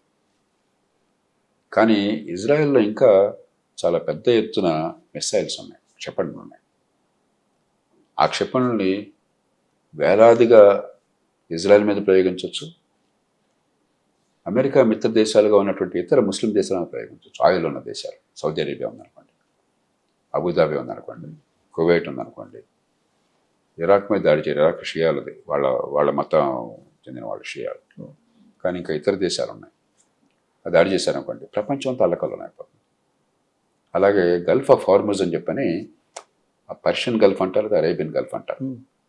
ఆ గల్ఫ్ ద్వారా ప్రపంచానికి కావలసిన ముడి చమురు 50% గల్ఫ్ ద్వారా నౌకా రవాణా అవుతుంది. అక్కడ కొంత భాగం చాలా నేరోగా ఉంటుంది. అది టెంపరీ మూసేసినట్టున్నారు సార్ హార్మోజ్ని. మొన్న ఒక రోజు 4-5 గంటలు ఇరాను మేము వార్ గేమ్స్ చేస్తున్నాం అని చెప్పి నోటీస్ ఇచ్చి ఆపేశారు తాత్కాలికం. కొద్ది గంటలు పూర్తిగా ఆపేశారు అనుకోండి, మైన్స్ అవి చేసేసి షిప్ రాకుండా. ప్రపంచ ఆర్థిక వ్యవస్థ ఒక్కసారి గందరగోళం అయిపోతుంది. చైనాకి, భారత్కి, జపాన్కి, సౌత్ ఈస్ట్ ఏషియా, ఆగ్నేయేషియా దేశాలకి, ఇవన్నీ 4 కలిపితే చైనా వాళ్ళ $18-20 ట్రిలియన్ ఆర్థిక వ్యవస్థ, జపాన్ $4 ట్రిలియన్, భారతదేశం $4 ట్రిలియన్, ఈ సౌత్ ఈస్ట్ ఏషియా మొత్తం కలిపితే $3-4 ట్రిలియన్ వాళ్ళు ఉంటారు. కొనుగోలు శక్తి రీత్యా చూస్తే ఇంకా పెద్దవి మనం దేశాలు, అంటే అమెరికా కంటే చాలా పెద్దవి అన్నీ కలిపితే. ఇవన్నీ ప్రపంచంలో ఇంత ప్రాంతాల్లో మీకు ఆయిల్ కొనుగోలు ఆగిపోతే, చైనా ప్రపంచంలో అతి ఎక్కువ ఆయిల్ కొనే దేశం. 16 మిలియన్ బ్యారెల్స్ ప్రతిరోజు వాళ్ళు వినియోగిస్తున్నారు. దానిలో దాదాపు 11-12 మిలియన్ బ్యారెల్స్ ప్రతిరోజు కొంటున్నారు ఇతర దేశాల నుంచి, మిగతాది వాళ్ళు ఉత్పత్తి చేసుకుంటున్నారు. ఇంత ఒక్కసారి ఆయిల్ అందకుండా పోతే China, Bharat, Japan, south east Asia మొత్తం ఆర్థిక వ్యవస్థ కుప్పకూలిపోతే ప్రపంచం తట్టుకోలేదు. కానీ రష్యా, చైనా 2 సపోర్ట్ చేస్తున్నాయి కదా సార్ ఇరాన్కి. అంటే శత్రువు మిత్రుడు. చైనాకేమో అమెరికాని ఎక్కడ దెబ్బ కొట్టగలిగినా, ఎక్కడ నొక్కేయగలిగినా కూడా అమెరికా స్థానంలో ఎదగాలని సూపర్ పవర్ అనుకుంటుంది. కాబట్టి రష్యాకేమో అమెరికా అంటే ద్వేషం లేదు, ట్రంప్ అంటే మిత్రుడి కింద లెక్క. ఎందుకంటే రష్యా పక్షం పలుకుతున్నాడు కొంత మళ్ళీ. కానీ కొంచెం పాశ్చాత్య దేశాలని, అమెరికాని కొంచెం ఇరుకున పెట్టాలి, ఒత్తిడి తేవాలి, అప్పుడు కానీ ట్రంప్ దారికి రాడని చెప్పి రష్యా భావం ఉంటుంది. ఈ కారణాలుగా శత్రువు మిత్రుడు. ఆ తర్వాత మీరు చూసినట్టయితే అణు ఒప్పందంలో ఇరాన్ భాగస్వామి కావాలని మొట్టమొదటి నుంచి రష్యా కానీ, చైనా కానీ ప్రపంచం అంతా గట్టిగా కోరింది. నాన్ ప్రొలిఫరేషన్ ట్రీటీ అని ఉంటుంది, అంటే అణ్వాయుధాల వ్యాప్తిని అరికట్టే ఒప్పందం.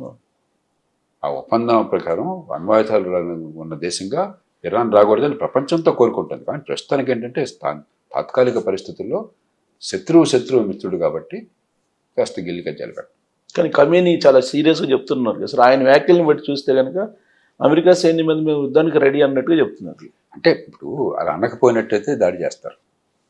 కొంచెం భయపెట్టి మిమ్మల్ని అంత తెలుసు లేస్తే మనిషిని కాదు సుమా అని చెప్పాలి కదా. ఇప్పుడు ఎందుకని ఆగుతున్నారు? ఏం ఉపద్రవం అవుతుందో, ఇక్కడ ఆయిల్ ట్రేడ్ అంతా ఆగిపోతుందేమో, సౌదీ అరేబియా మీద దాడి చేసి అక్కడ ఆయిల్ వెల్స్ని ధ్వంసం చేస్తారేమో. ఇజ్రాయెల్ మీద చిన్న దేశం ఇజ్రాయెల్, ఎంత బలమైన దేశమైనా కూడా, ఎంత ఆత్మగౌరవం ఉన్న దేశమైనా కూడా మొత్తం కలిపితే మా 1.5 జిల్లా. మన దేశంలో 2 జిల్లాల దేశం అంతే.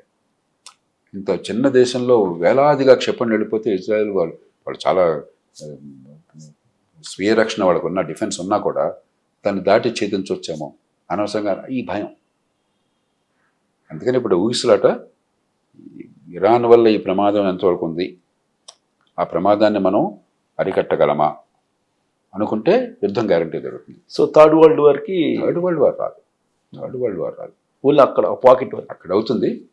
దానివల్ల ఇరాన్ కనుక పెద్ద ఎత్తున దాడి చేసి మరి వాటిని ఆ క్షిపణులను అమెరికా ధ్వంసం చేయలేకుండా ఉండి ఆ క్షిపణులు అరబ్ దేశాల మీద, ఇజ్రాయెల్ మీద పడితే దానివల్ల ఆర్థికంగా ఎంత ఇబ్బంది అవుతుందన్నది ఆ క్షిపణుల ప్రభావాన్ని బట్టి ఉంటుంది. అంతవరకు, అంతకుమించి వరల్డ్ వార్ రాదు. కానీ అది చాలు కదా. గందరగోళం సృష్టించడానికి అందుకని చెప్పని ఈ తటపడినాల్సిన. సో ఇలాంటి సిచ్యువేషన్లో నరేంద్ర మోడీ గారు ఇజ్రాయిల్ వెళ్ళి అక్కడ వీళ్ళిద్దరి మధ్య ఇజ్రాయెల్కి భారతదేశానికి మధ్య ఉన్నటువంటి బంధం చాలా బలమైంది అని చెప్పి చెప్పడం అనేది చైనాకి రష్యాకి ఉన్న సంకేతం. ఇరాన్తో మంచి సంబంధాలు ఉన్నాయి. ఇరాన్తో మంచి సంబంధాలు ఉన్న దేశాల్లో కొద్దిగా చాబహార్ పోర్ట్ అని చెప్పని మనమే కడుతున్నాం అక్కడ ఇరాన్లో. మనకి ఇరాన్తో సంబంధాలు అవసరం. ఎవరున్నా సరే అక్కడ అధికారులు ఎవరున్నా సరే అటు ఆఫ్ఘనిస్తాన్తో సంబంధాలు మనకు బాగుండాలి. ఎందుకంటే లేకపోతే టెర్రరిజం అక్కడి నుంచి గతంలో వచ్చింది, ఇప్పుడు లేకపోయినా కూడా. పాకిస్తాన్ని కాస్త కట్టడి చేయాలంటే ఆఫ్ఘనిస్తాన్తో మిత్రత్వం మనకు అవసరం, ఇరాన్తో మిత్రత్వం అవసరం. ఇరాన్ షియా దేశం, పాకిస్తాన్ సున్నీ దేశం. ఇరాన్ పాకిస్తాన్ ఇద్దరి మధ్య ప్రత్యేకంగా యుద్ధం వాతావరణం లేకపోయినా కూడా కొంచెం ఒకళ్ళంటే ఒకళ్ళకి అపనమ్మకం ఉంది. కాబట్టి మనకి ఇరాన్తో మంచి సంబంధాలు ఉన్నాయి, అమెరికాతో మంచి సంబంధాలు ఉన్నాయి, ఇజ్రాయెల్తో మంచి సంబంధాలు ఉన్నాయి. అరబ్ దేశాలు, ఈ అరబ్ దేశాలు అయితే ఇజ్రాయెల్ మీద దాడి చేసినాయో 1948లో ఇజ్రాయెల్ ఏర్పడ్డప్పుడు, 48-49లో. ఈ అరబ్ దేశాలు అయితే ఆ తర్వాత 6 డే వార్ అని చెప్పిన మళ్ళీ దాడి చేసినాయో, అరబ్ దేశాలు ఇజ్రాయెల్తో అందరూ సంధి కుదుర్చుకున్నారు, చాలా ఆప్తమిత్రులు వాళ్ళు. వాళ్ళకలని కూడా మనకేంటి అసలు? మన ప్యాలెస్తీనియన్ స్వతంత్ర ప్రతిపత్తికి మనం ఎప్పుడు అనుకోలేం. అదే సమయంలో ఇజ్రాయెల్ స్వయం ప్రతిపత్తికి కానీ స్వతంత్ర దేశానికి అది ఇజ్రాయెల్ మీద టెర్రరిస్ట్ దాడి లేకుండా ఉండడానికి మనం పూర్తిగా అనుకోలేం. అసలు ఓవరాల్గా అంతర్జాతీయంగా దౌత్యం అనేది పగడ్బందీగా ఉన్నట్టేనా మంది? ఉన్న పరిస్థితుల్లో గట్టిగా ఉండటం. ఎందుకంటే మనం ఏ ఒక్కళ్ళతో ఎక్కువగా వాటేసుకోవట్లేదు, ఏ ఒక్కరిని దూరం చేసుకోవట్లేదు. రష్యాతో సంబంధం ఉంది, చైనాతో మన గొడవలు ఉన్నా కూడా చైనాతో సఖ్యత ఉన్నది మనకి. ఆ మధ్యకాలంలో రేరెస్ ప్రపంచం అంతా కూడా రేషనింగ్ చేస్తూ ఉన్నప్పుడు మళ్ళీ మనకి తిరిగి ఇవ్వడం మొదలెట్టారు. మ్యాగ్నెట్స్ ఉన్నాయి మనకి, ఆ మ్యాగ్నెట్స్ మళ్ళీ ఇవ్వడం మొదలెట్టారు ఇండియాకి. అలాగే అమెరికాతో సంబంధాలు ఉన్నాయి, ఇజ్రాయెల్తో సంబంధాలు ఉన్నాయి. మనకెందుకు కూడా మనకి మన ప్రయోజనాలు కావాలి తప్ప మిగతా గొడవలు మనకు అనవసరం. సో తాజా పరిణామాలు చూస్తే రష్యాతోటి కటీఫ్ అయినట్టేనా మన భారతదేశం? ఏం కాదు, ఏమీ కాదు. మన ఇబ్బంది రష్యాకి తెలుసు, రష్యాతో ఉన్న మిత్రత్వం మనకు తెలుసు. కాకపోతే యుక్రెయిన్ యుద్ధం విషయంలో మరి రేపొద్దున ఎలా అనుకుంటున్నారు, రేపొద్దున ట్రంప్ గారు మళ్ళీ పుటిన్ గారిని పట్టేసుకుంటాడు. ఆయన గురించి ఇప్పుడు ఒక చెడు మరి మాట్లాడలే, అది అవగానే మొత్తం సమసిపోతుంది. సో ఈ మొత్తం అంతర్జాతీయ పరిణామాలు ఎంకిపిల్లి సుబ్బుసాగుకి వచ్చినట్టు బంగారం మీద వచ్చింది సార్. ఇవాళ కొంతమంది బంగారం కేజీ ₹1 కోటి 3 కోట్లు అవుద్దని కొంతమంది ఇట్లా రకరకాలుగా చెప్తున్నారు. ఏంటి సార్ ఈ బంగారం గొడవ? నేను నిపుణుని కాదు, కానీ చదివిన దాని ప్రకారం ఏంటంటే, మన దేశం తీసుకోండి, ప్రపంచంలో అతి ఎక్కువ బంగారం నిలువలు ఉన్నది భారతదేశంలో. మానవ చరిత్రలో ఉత్పత్తి చేసిన మొత్తం బంగారంలో 20% భారతదేశంలో ఉంది. దాదాపు 18-20% ఉంది. 35,000 టన్నులు ఉందని కొంత చెప్తున్నారు. 15% పైన ఉంది, 20% దాకా ఉంది. ప్రజల దగ్గర ఉంది ఎక్కువగా, గవర్నమెంట్ దగ్గర ఉంది కొద్దిగానే, ఒక 600 టన్నులు ఉంది. ఎగ్జాక్ట్ ఇప్పుడు నాకు తెలియదు ప్రస్తుతం, అఫిషియల్ లెక్కలు 800 టన్స్ ఏదో ఉండండి, 700-800 టన్నులు ఉంటుంది. మిగతా 33-34,000 టన్నులు ప్రజల దగ్గర ఉంది. ఆభరణాల రూపంలో ఉంది, బంగారం కడ్డీల రూపంలో ఉంది. ఎందుకంటే భారతీయులకి బంగారం ఆభరణాలు అంటే మనకున్నంత మోజు ప్రపంచంలో ఎక్కడ లేదు. ఈ మధ్యకాలంలో మన దేశాన్ని తీసుకుంటే గిరాకీ జ్యువెలరీ కోసం కాదట, ఆభరణాల కోసం కాదట, రేట్లు పెరుగుతున్నాయి కాబట్టి బంగారం కడ్డీల కోసం ఉంటారు. అది ఇన్వెస్ట్మెంట్గా చూస్తున్నారు. ప్రపంచంలో ఎప్పుడు బంగారం గిరాకీ పెరుగుతుంది, ఈ రకంగా ఇన్వెస్ట్మెంట్గా ఎప్పుడు భావిస్తారు? అనిశ్చిత వాతావరణం ప్రపంచంలో ఉంటే, ట్రంప్ గారి వల్ల ప్రపంచంతో అనిశ్చిత వాతావరణం వచ్చింది ఈ మధ్యకాలం. రేపు ఏమవుతుందో అన్నటువంటి వాతావరణం వచ్చింది. రెండోది, అమెరికా లాంటి బలమైన దేశాలు అడ్డగోలుగా ప్రవర్తిస్తుంటే ప్రెడిక్టబిలిటీ లేదనుకోండి. ఉదాహరణకి అంతర్జాతీయ వాణిజ్యం సరిగ్గా ఉండి ప్రపంచం పూర్వం ఉన్నట్టుగా అమెరికా ఉందనుకోండి, మనకి డాలర్లు కావాలని కోరుకుంటారు. రేపొద్దున అసలు డాలరే పడిపోతుందేమో ట్రంప్ వల్ల అన్న భయం వచ్చిందనుకోండి, డాలర్ల బదులు నేను బంగారం కడ్డీలు కొనుక్కుంటారు. దానికి తగ్గట్టు ఏమవుతుంది, ఈ మధ్యకాలంలో మరీ డాలర్ మీద ఉన్న ఆధిపత్యాన్ని ఉపయోగించి మనలాంటి దేశాల మీద పెత్తనం బాగా చేయడం చేత చైనా కానీ ఇంకో దేశం, ముఖ్యంగా చైనాకి ఆ బలం ఉంది, మన వరకు ఆ బలం లేదు. వాళ్ళు క్రమక్రమంగా చేస్తున్నారు. అసలు డాలర్లు అవసరం లేకుండా అంతర్జాతీయ వాణిజ్యం కోసం ప్రయత్నాలు చేస్తున్నారు. రష్యా ఉందనుకోండి, ఎప్పుడైతే మీరు రష్యా దేవుని కొనడానికి వీలేదని నిషేధించారో డాలర్ రూపంలో కొనడం సాధ్యం కాదు. ఎందుకంటే అది అమెరికా ప్రమేయం లేకుండా డాలర్ రూపంలో మనం కొనలేం. ఆ బ్యాంకులు స్విఫ్ట్ అంటారు, మరొకటి అంటారు, అమెరికన్ బ్యాంకులు ప్రమేయం లేకుండా మనం కొనలేం. ప్రపంచంలో ఎవరికి ఆసక్తి లేదు. భారతదేశం రష్యా ఏం చేసినాయి, రూపాయలతో మనం వ్యాపారం చేసుకున్నాం. సరే, రూపాయలు మంది వాళ్ళ దగ్గర చేరుతున్నాయి, వాళ్ళకి రూపాయలతో ఏం చేయలేదు, అది రేపు చూసుకుందాం. కానీ ప్రస్తుతం రథం నడిచింది. కానీ చైనా అట్లా కాదు. చైనా రెమ్నింబి యువాన్ అంటారు. అందరికీ అవసరం, ఎందుకంటే చైనా అందరికీ ఎగుమతి చేస్తుంది వస్తుంది. నా దగ్గర 1,00,000 కోట్లు రెమ్నింబి ఉన్నాయనుకోండి, చైనా నుంచి వస్తువులు వస్తే రెమ్నింబి చెల్లించవచ్చు, డాలర్లు అక్కర్ల. కాబట్టి కాలక్రమేణా అమెరికా తీరు వల్ల, మారుతున్న ప్రపంచ పరిస్థితుల వల్ల డాలర్కి ప్రత్యామ్నాయంగా వేరే కరెన్సీ వస్తుందనే భావన కొంత ఉంది. మూడోది, ప్రపంచం అంతా కూడా ప్రస్తుతం ఆర్థికవేత్తల లెక్కల ప్రకారం $310 ట్రిలియన్ అప్పు ఉందట. వ్యక్తులకు కానీ, కంపెనీలకు కానీ, ప్రభుత్వాలకు కానీ చరిత్రలో ఎప్పుడు లేనంత పెద్ద స్థాయిలో అప్పులు ఉన్నాయి. మరి ఇంత అప్పులతో ఉన్న వ్యవస్థ, అప్పు చేసి పప్పు కొడుతున్న వ్యవస్థ నిలబడుతుందా అసలు అంతర్జాతీయంగా? కొంతమంది ఆ సందేహాలు ఎదుర్కొస్తున్నారు. నాలుగోది, ఆర్టిఫిషియల్ ఇంటెలిజెన్స్. మన దేశంలో కూడా ఈ మధ్య సబ్మిట్ పెట్టారు. వాడు రాగానే ఒకసారి ఐటీ కంపెనీల నుండి కూడా స్టాక్ పడిపోయింది, ప్రపంచంతో పడిపోతుంది. ఎందుకని? అవి వస్తే లక్షలాది మంది, 10 లక్షల మంది ఉపాధి కోల్పోతారేమో, వైట్ కాలర్ వర్కర్స్. ప్రపంచ ఆర్థిక వ్యవస్థ ఉపాధి కారణంగా జీవితంలో సుఖాలు తగ్గవు మనకి. ఎందుకంటే ఆర్టిఫిషియల్ ఇంటెలిజెన్స్, రోబోటిక్స్ మనకంటే బాగా పనిచేయగలుగుతున్నాయి కొన్ని విషయాల్లో. కానీ మనకి వినియోగదారులుగా బాగుండొచ్చు, కానీ ఉత్పత్తి చేసేవాళ్ళు లేకుండా పోతారు, ఉద్యోగాలు పోతాయి. ఉద్యోగాలు పోతే మార్కెట్లో డిమాండ్ పోతుంది. వాడికి జీతాలు వస్తాయి కదా, వాడు కొనేది మార్కెట్లో. డిమాండ్ పోతే ఆర్థిక వ్యవస్థ కుప్పకూలిపోతుంది ఒక వాదన. ఏం లేదు, నేను కొందరు చెప్తున్నారు. ఈ మొత్తం కలిపితే ఏంటంటే ఒక అనిశ్చిత వాతావరణం ఉన్నది ఆర్థికంగా. బంగారం అయితే గ్యారంటీగా పెరుగుతూనే ఉంటుందని ఒక నమ్మకం ఉంది. నిజమా కాదో చూద్దాం. బంగారం కూడా తగ్గొచ్చు. ఈ మధ్య కొంచెం తగ్గింది, పెరిగిందే. మళ్ళీ జస్ట్ 2-3 డేస్ తగ్గింది. తర్వాత 2 ఏళ్లుగా చూసినట్టయితే చాలా పెరిగినా కూడా. కాబట్టి ఏది సేఫ్ అయితే, ఎక్కడ నా డబ్బు సురక్షితంగా ఉందనుకుంటే దానికి వెళ్తారు. అలాగే ఈ ఆర్బీఐ లాంటి సెంట్రల్ బ్యాంక్స్ అంటాం, ఈ డబ్బుని కరెన్సీ నోట్లు ముద్రించేవాళ్ళు, ఇంట్రెస్ట్ రేట్ నిర్ణయం చేసేవాళ్ళు, విదేశీ మార్కెట్ నిర్ణయం చేసేవాళ్ళు, వీళ్ళంతా ఏంటంటే ఈ డాలర్తో గొడవలు ఉంటున్నాయి. అన్ని డాలర్లో పెట్టకుండా బంగారంలో పెడితే మనకు సేఫ్గా ఉంటుందని, బంగారం పెడితే డాలర్లో పెట్టినట్టు లెక్క. బంగారం ఇప్పుడు ఉదాహరణ రిజర్వ్ బ్యాంక్ దగ్గర ఉన్న డబ్బుని, బంగారాన్ని డాలర్లతో సమానంగా చేసి ఇంత డాలర్లోనే విదేశీ మార్కెట్లో ఉన్నట్లు లెక్క. డాలర్ లోపల ఉండక్కర్లా. కాకపోతే దాని మీద మనకి ఇంట్రెస్ట్ రాదు. విదేశీ మార్గం అయితే ఎక్కడ పెట్టినట్టయితే మీరు ఒక ఇంట్రెస్ట్ వస్తుంది, అది వేరే విషయం అంతా. కాబట్టి ఈ సెంట్రల్ బ్యాంక్ కూడా మన దేశంలో, మన రిజర్వ్ బ్యాంక్తో సహా ఈ మధ్య కొంత కొన్నట్టున్నారు అదనంగా. కొనేటప్పుడు రహస్యంగా వస్తారు, ఇంకా ధరలు పెరిగిపోతాయని చెప్పండి కొనడానికి. అంత అయిన తర్వాత తెలుస్తుంది మనకి ఎంత ఉందని చెప్పాను. మీరు చెప్పారు 800 టన్నులు ఎంత ఉంది, అదొక 670 ఎంత ఉంది, బహుశా 100 టన్నులు కొని ఉంటారు ఈ మధ్య, నాకు తెలియదు సరిగ్గా. సో ఈ మొత్తం ప్రభావం వల్ల బంగారానికి రెక్కలు వచ్చినాయి. అవసరం ఉంది కదా, బంగారం ఏ రకంగానూ అవసరం లేనటువంటి లోహం, ఒక నగలకు తప్ప. ఇంకా సిల్వర్ ఉందనుకోండి, సిల్వర్ అవసరం. సిల్వర్ గొప్ప కండక్టర్, విద్యుత్ కండక్టర్. కాబట్టి కొద్ది ప్రమాణాల్లో అయినా సరే ప్రతి కంప్యూటర్లోనూ, ప్రతి ఫోన్లోనూ, ప్రతి సబ్జెక్ట్లోనూ కొద్ది భాగమైనా సిల్వర్ ఉంటుంది. బంగారం అసలు అక్కర్లేదు. సో గోల్డ్ కన్నా సిల్వరే పెరిగింది ఈ సంవత్సరం. సిల్వర్ బాగా పెరిగింది. సిల్వర్ పెరగడానికి కొంచెం కారణం ఉంది. ఎందుకంటే అదొక కనీసం అవసరం ఉంది. ఈ కంప్యూటర్ రంగంలో సిల్వర్ డిమాండ్ పెరుగుతుంది. దానిలో కూడా మళ్ళీ చైనా లీడర్, కాబట్టి చైనా కొంచెం రేషనింగ్ పెట్టింది, ఈ సిల్వర్ అందుబాటులో లేకుండా చేసింది. కాబట్టి సిల్వర్ పెరగడానికి కారణం వేరు, బంగారం పెరగడానికి కారణం వేరు. సో ఇప్పుడు ఈ మొత్తాన్ని మళ్ళీ మనం ఆర్థిక వ్యవస్థలో తీసుకురావచ్చా? తీసుకొచ్చే ఛాన్స్ ఉందా బంగారాన్ని? నేను నిజంగా నమ్మేది ఏంటంటే, భారతదేశం కనుక ఈ బంగారాన్ని ఆర్థిక వ్యవస్థలో తీసుకురాగలిగితే, ప్రజలను ఒప్పించి, అసలు మనకి ఇంకా విదేశాల నుంచి డబ్బులే అక్కర్లేదు. ఈవేళ లెక్కల ప్రకారం దాదాపుగా $5 ట్రిలియన్. $5 ట్రిలియన్ అంటే మన దేశ జాతీయోత్పత్తి కంటే ఎక్కువ డబ్బు. ఇవాళ మన దేశంలో జాతీయోత్పత్తి 4.3 నుంచి 4.5 ట్రిలియన్ అంటున్నాం. జీడిపి మొత్తం దేశం మొత్తం, మనందరి సంపాదన సంవత్సరం మొత్తంలో మనందరం, టాటాలు, బిర్లాలు, అంబానీలు, అదానీల దగ్గర నుంచి సామాన్యుల దాకా మనందరితో కలిపి మన సంపాదన సంవత్సరంలో 4.5 ట్రిలియన్. కాస్త అటు ఇటుగా ఉండొచ్చు.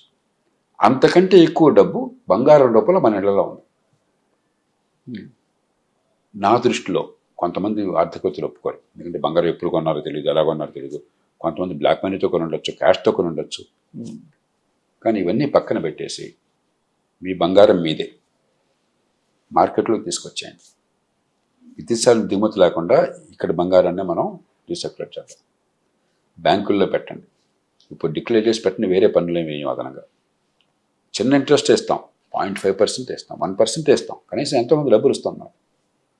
మళ్ళీ ఎప్పుడు కావాలన్నా బంగారం తీసుకోవచ్చు, లేకపోతే బంగారాన్ని ఇంకో రకరకాల మార్గాలు ఉన్నాయి. ఆ రకంగా అన్ని వదిలేసి ఆమ్నెస్టీ ప్రకటించేసి పన్నుల భారం లేకుండా చేసింది. ఈ దేశంలో మన మహిళలు, మన కుటుంబాలు బంగారాన్ని ప్రభుత్వం హస్తగతం చేసుకుంటుంటే ఒప్పుకోరు. ఇప్పుడు విప్లవం భారతదేశం ఎప్పుడు వస్తుందంటే అప్పుడు వస్తుంది. మరి మంచి చెడు మన సంస్కృతిలో భాగం అయిపోయింది. కాబట్టి మీ బంగారం మీది. అప్పుడు దొంగతనం చేయలేదుగా. మీరేదో మంచి చెడు దిక్కుమాలిన చట్టాలు చేస్తే ఆ చట్టాన్ని ఉల్లంఘించుంటారు. తప్పు మీది కూడా ఉంది. పూర్వం బంగారం స్మగ్లింగ్ ఉండేది. ఎందుకని? బంగారం కొనే అవకాశం లేకుండా చేశారు, స్మగ్లింగ్ ఉండేది. ఇప్పుడు ఆ స్మగ్లింగ్ పోయింది పూర్తిగా. దాన్ని బయటికి తీసుకొస్తే ఈ డబ్బు దేశంలో ఆర్థిక వ్యవస్థకు ఉపయోగపడుతుంది, పెట్టుబడి కింద ఉపయోగపడుతుంది. కాబట్టి దానికి ఏదైనా మార్గం చేస్తే మంచిది నా అభిప్రాయం. గతంలో ఒక చిన్న ప్రయత్నం చేశారు, ఇంకా చాలా కండిషన్లు పెట్టారు. నీ దగ్గర ఉండాలి, డిక్లేర్ చేయాలి, డిక్లేర్ చేయకపోతే వాళ్ళ పన్ను ఎంత కట్టాలా అంటే మీద ఎవరు వస్తారు? రాలా, చాలా కొద్ది భాగం వచ్చిందంటే. అది కూడా చేసిన పద్ధతి వల్ల ఇవాళ గవర్నమెంట్ మీద భారం పడింది. అంటే ఎందుకంటే ఆ బంగారాన్ని ప్రభుత్వం తీసుకున్నది, దానికి వాడేసుకున్నది, అది ఆ బ్యాంకులు తీసుకున్నాయి. ఇప్పుడు బంగారం ఇవాళ రూపంలో మరి తిరిగి ఇవ్వాలని చెప్పంటే రేటు పెరిగిపోయింది. ఈ రేటు అదనంగా భరించాల్సి వస్తుంది. అలాంటి ఇబ్బందులు లేకుండా మనం రకరకాల మార్గాలు అన్వేషించవచ్చు. అది చేసినట్టయితే మనకి ఉమ్మడి సదుపాయాలకి, ఇన్ఫ్రాస్ట్రక్చర్కి 10 లక్షల కోట్ల రూపాయల డబ్బులు అవసరం. సో అప్పుడు నెంబర్ 1 కావచ్చు సార్. చాలా మేరకు మన మూల పెట్టుబడుల అవసరాలు తీరుతాయి. ఆర్థిక వ్యవస్థ వేగంగా పెరిగే అవకాశం వస్తుంది సరిగ్గా జాగ్రత్తగా చేస్తే. కాబట్టి నా దృష్టిలో దేశంలో ఒక ఏకాభిప్రాయాన్ని తీసుకొచ్చి వీరున్నంత మేర బంగారాన్ని మార్కెట్లో తీసుకొచ్చే ప్రయత్నం చేస్తే దేశానికి క్షేమకరం అని అనుకుంటున్నాను. బడ్జెట్ని చూస్తే ఈ సంవత్సరం కేంద్ర బడ్జెట్ ఆల్రెడీ ప్రవేశపెట్టారు సార్, ఆంధ్రప్రదేశ్ బడ్జెట్ కూడా పెట్టారు. ఈ బడ్జెట్లను చూస్తే ఏమనిపిస్తుంది సార్ మీకు ఈసారి? 2 మౌలికమైన తేడాలు ఉన్నాయి జాతీయ స్థాయిలో బడ్జెట్కి, కొన్ని రాష్ట్రాల బడ్జెట్కి. ఆంధ్రప్రదేశ్ కావచ్చు, మరికొన్ని రాష్ట్రాలు కావచ్చు. జాతీయ స్థాయిలో ఇటీవల కాలంలో అపారమైన ఆర్థిక క్రమశిక్షణని పాటిస్తున్నారు. పార్టీలు పక్కన పెట్టండి, నిర్మలా సీతారామన్ గారా లేకపోతే నరేంద్ర మోదీ గారా, మీకు ఇష్టం ఉందా లేదా ఓటు పక్కన పెట్టేద్దాం. వాస్తవంగా మాట్లాడుకోవాలి. అటు ప్రజల్ని, పేదలకు సాయం చేయడం కోసం సంక్షేమ పథకాలు గట్టిగా అమలు చేస్తున్నారు. ఉన్నంతలో పారదర్శకంగా చేస్తున్నారు. డిజిటల్ టెక్నాలజీ ఉపయోగించి పూర్వంలా కాకుండా, అవినీతి లేకుండా అందరికీ ఏర్పాట్లు చేస్తున్నారు. ఇటు ఆర్థిక వ్యవస్థ పెరగడం కోసం పెట్టుబడులు పెంచుతున్నారు. అంటే ఒక సమతూకాన్ని పాటించి అప్పుల భారం పెరగకుండా తగ్గిస్తున్నారు. గత 4-5 ఏళ్ళుగా అప్పుల భారం తగ్గుతున్నది. డెట్ జీడీపీ రేషియో అంటాం. అంటే జాతీయ ఆదాయంలో అప్పుల వాటా ఎంత? అప్పుల వాటా తగ్గుతుంది. వచ్చే 2 ఏళ్లలో 50% తీసుకొస్తూ ఉంటున్నారు. దాదాపు 55-20%, 56-57% నుంచి తగ్గింది. ఆ తర్వాత ఇంకా తగ్గుతూ ఉంటుంది. అలాగే రికార్డు స్థాయిలో పెట్టుబడులు పెడుతున్నారు. దేశ చరిత్రలో ఎప్పుడు లేని స్థాయిలో ఈ సంవత్సరం 12 లక్షల కోట్లు ప్రత్యక్షంగా, అన్ని కలిపితే 17 లక్షల కోట్లు పెట్టుబడులు మౌలిక సదుపాయాల కోసం. ఈ క్రమశిక్షణని క్రమం తప్పకుండా పాటిస్తున్నారు. రెండోది, అంకెలు ఏం చెప్తున్నారు దాన్ని కట్టుబడి ఉంటున్నారు. మసిపూసి మారలికే చేయట్లా, కప్పేట్లా. అప్పు ఎంత ఉంది కరెక్ట్గా తెలుస్తుంది, ఖర్చు ఎంత ఉంది కరెక్ట్గా తెలుస్తుంది. రాష్ట్రాల్లో 2 లేవు. కొన్ని రాష్ట్రాలు జాగ్రత్తగా ఉన్నాయి. మహారాష్ట్ర ఉంది, గుజరాత్ ఉంది, ఒరిస్సా ఉంది, చాలా క్రమశిక్షణ పాటిస్తున్నాయి. కానీ కొన్ని రాష్ట్రాలు, మన రాష్ట్రాలతో సహా, అసలు క్రమశిక్షణ అనేది పూర్తిగా పోయింది. ఆదాయం ఎంత వస్తే దానికంటే రెట్టింపు ఖర్చు పెట్టేస్తున్నాం. సంక్షేమానికి, అభివృద్ధికి సమతూకం లేకుండా చేస్తున్నాం. రేపన్నది లేనట్టుగా ప్రవర్తిస్తున్నాం. వేల కోట్ల రూపాయలు ఇవ్వాల్సిన బకాయిలు ఉండిపోతున్నాయి. ఆంధ్రప్రదేశ్లో 1,00,000 కోట్ల పైన బకాయిలు ఉన్నాయని చెప్తున్నారు. కాంట్రాక్టర్లకు కానీ, వివిధ పథకాల కింద ఇవ్వాల్సింది కానీ, ఉద్యోగులకు కానీ. తెలంగాణలో 50,000 కోట్లు అంటున్నారు ఈ బకాయిలు ఉన్నాయి. అవన్నీ ఎక్కడ చూపెట్టరు, మనకి కాగితం మీద కనిపించవు. ఎందుకంటే డబ్బులు చెల్లిస్తేనే కదా మీకు అప్పు తెలిసేది. అట్లాగే ఆఫ్ బడ్జెట్ లోన్స్ అని చెప్పని బడ్జెట్ తెలియకుండా మరి దాచిపెడుతున్నారు. అప్పులు తీసుకున్నా కూడా తర్వాత ఎప్పుడో బయటపడుతాం. ఎస్క్రో అకౌంట్ అని చెప్పి గతంలో చేశారు. ఇట్లాగ పారదర్శకత లేదు. మనకి అసలు బడ్జెట్ చూస్తే ఎమ్మెల్యేలకి, మంత్రులకి కూడా బడ్జెట్ చూసిన మాత్రం చేత మీకేం అర్థం కాదు. ఆర్థిక క్రమశిక్షణ లేదు. అంకెలు నమ్మకం విశ్వసించదు కాదు. ఇవాళ ఇంత బ్రహ్మాండంగా ఆదాయం వస్తుంటే రేపు చూస్తే 40,000 కోట్లు తక్కువ ఉంటుంది. ఖర్చు ఎంత ఉంటుందంటే 10,000 కోట్లు ఖర్చు పెరుగుతుంది. కాబట్టి 2 రకాలుగా ఆర్థిక క్రమశిక్షణ లేదు, అంకెల్లో పారదర్శకత లేదు రాష్ట్రాలు.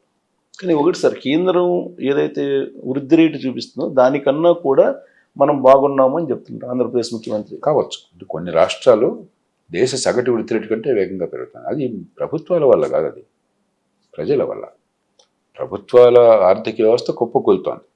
అప్పుల భారం పెరిగి, అనుత్పాదకంగా వృధా ఖర్చులు పెరిగి, దుబారా ఖర్చులు పెరిగి ప్రభుత్వాలు ఆర్థికంగా కష్టంలో ఉన్నాయి. కానీ ప్రజల ఆర్థిక కష్టంలో రెండు వేరు వేరు విషయాలు. సో వృద్ధి రేట్ అనేది ప్రజల మీద రేటు మన కష్టాన్ని బట్టి ఉంటుంది.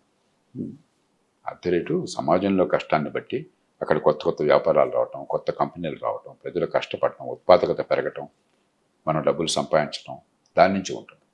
కాబట్టి కొన్ని రాష్ట్రాలు, తమిళనాడు తీసుకోండి, ఆంధ్రప్రదేశ్, తెలంగాణ, కర్ణాటక తీసుకోండి, వృద్ధి రేటు కంపారిటివ్గా బాగుంది. మనకంటే గుజరాత్ ఇంకా బాగుంది, మహారాష్ట్ర బాగుంది.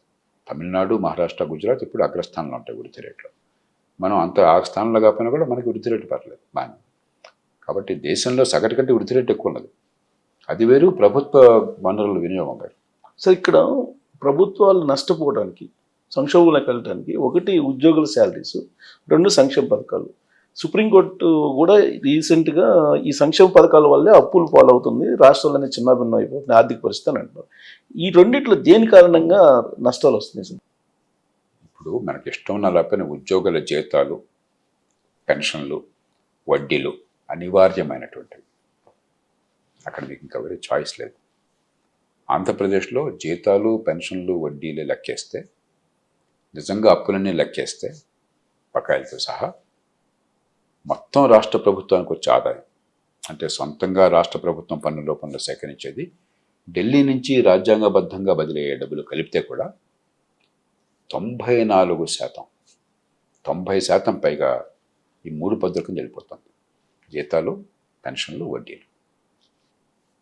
తెలంగాణలో 50%, అంటే హైదరాబాద్ నగరం ఉంది కాబట్టి ఒక తరగని, కానీ ఆర్థిక క్రమశిక్షణ లేకపోయినా కూడా ఇక్కడ అంత బాధాకర పరిస్థితి లేదు. ఇది ఈ కమిటెడ్ ఎక్స్పెండిచర్ అన్నది. కానీ మిగతా దుబారా ఖర్చుల చేత జీతాలు అవ్వడం కటకట్లాడుతున్నారు ప్రతి నెలా కూడా. ముఖ్యమంత్రి గారు బహిరంగ చెప్తున్నారు. ఈ పరిస్థితుల్లో జీతాలు మీరు తగ్గించలేరు. నిజమే, ప్రభుత్వాల్లో జీతాలు మార్కెట్లో కంటే, ముఖ్యంగా కింది స్థాయిలో 3-4 రెట్లు ఎక్కువ ఉన్నాయి. అదే ఉద్యోగానికి, అదే పనికి ఒక డ్రైవర్ కావచ్చు, ఒక టీచర్ కావచ్చు, గుమస్తా కావచ్చు, మరొకరు కావచ్చు, మార్కెట్లో మీకు 20,000 ఇస్తుంటే, 25,000 ఇస్తుంటే, గవర్నమెంట్లో 70,000, 80,000, 90,000 ఇస్తున్నారు. పని చేసినా చెప్పినా మనకి అది వేరే విషయం, పక్కన పెడతాం. కానీ ఇవాళ దాన్ని ప్రస్తుతం ఏం చేయలేం. కాబట్టి ఉద్యోగుల జీతాల విషయంలో మనం చేయగలిగింది ఏంటంటే, మనకు అందరం ఇంకోటి ఏంటి, దేశంలో ఎక్కడైనా కూడా జాతీయ స్థాయిలో యూనియన్ ప్రభుత్వం ఉద్యోగుల జీతాలు కొంచెం ఎక్కువ ఉంటాయి, రాష్ట్రాలు కొంచెం తక్కువ ఉంటాయి, వాళ్ళకి ఆదాయ వనరులు ఎక్కువ. తెలంగాణ, ఆంధ్రప్రదేశ్లో యూనియన్ ప్రభుత్వ జీతాల కంటే మన రాష్ట్ర ప్రభుత్వాల జీతాలు 30-40% ఎక్కువ ఉన్నాయి. కొన్ని ఉద్యోగాలు ఎలక్ట్రిసిటీ బోర్డులో చీఫ్ ఇంజనీర్గా ఉంటే చాలామందికి సంగతి తెలియకపోవచ్చు, 7 లక్షల రూపాయలు నెల జీతం, 7 lakhs అన్నీ కలిపితే. క్యాబినెట్ సెక్రటరీ కంటే ఎక్కువ జీతం.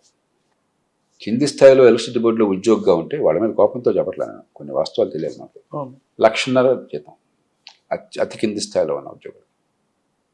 ఇక గవర్నమెంట్లో శాఖల్లో ఇందాక చెప్పాను, మార్కెట్లో 20,000, 30,000, దానికి 80,000, 90,000 రూపాయలు.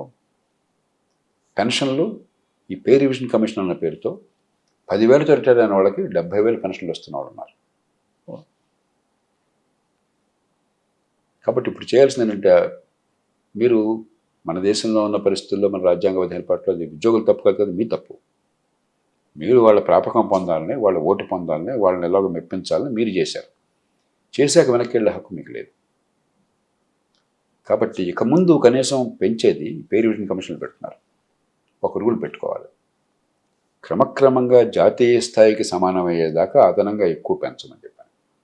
కొద్దిగా పెంచండి, మరి పూర్వం పెంచినట్టు. ఒకసారి రాష్ట్ర విభజన జరిగినప్పుడే ఒక్కసారి 43% అంతా పెంచారు, ఒక్క దెబ్బ. ఫిట్మెంట్ ఏదో జనాలలాగా, వాళ్ళ సొంత ఎస్టేట్ లాగా, ప్రైవేట్ ఎస్టేట్ లాగా చేశారు. ప్రజల పన్నుల డబ్బులు ప్రజలకు సేవలను కాదు. ఇక్కడ కేసీఆర్ ఏమో తెలంగాణ ఉద్యమంలో సహకరించారని చెప్పి అదేదో ఒక రివార్డ్ లాగా ఆయన చేసి పారేశాడు. వీళ్ళు చేశారు కదా అని ఆయన చేసి పారేశాడు అక్కడ, డబ్బులు లేకున్నా కూడా.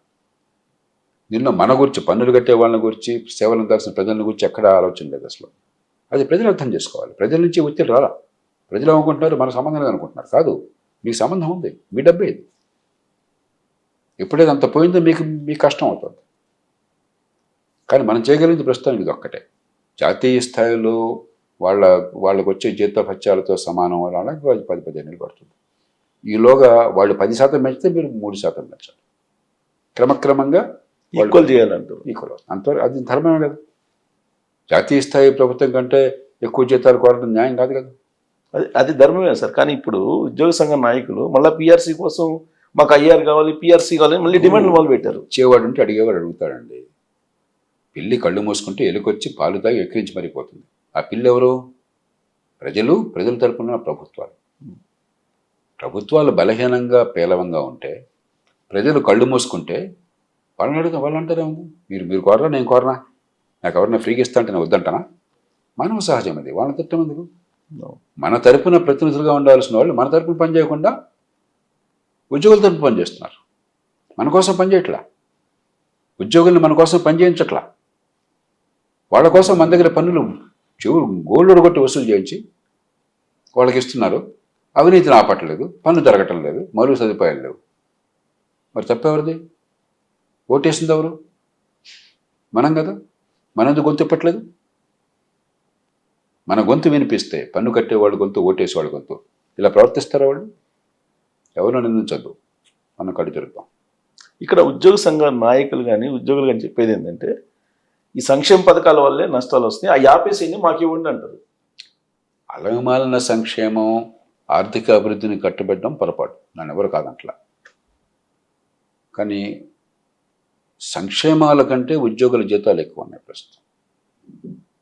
ఉద్యోగులు ఆ రకమైన స్టాండ్ తీసుకుంటే ఇది ప్రజలకి ఉద్యోగులకు మధ్య ప్రత్యక్ష పోరాటం అవుతుంది.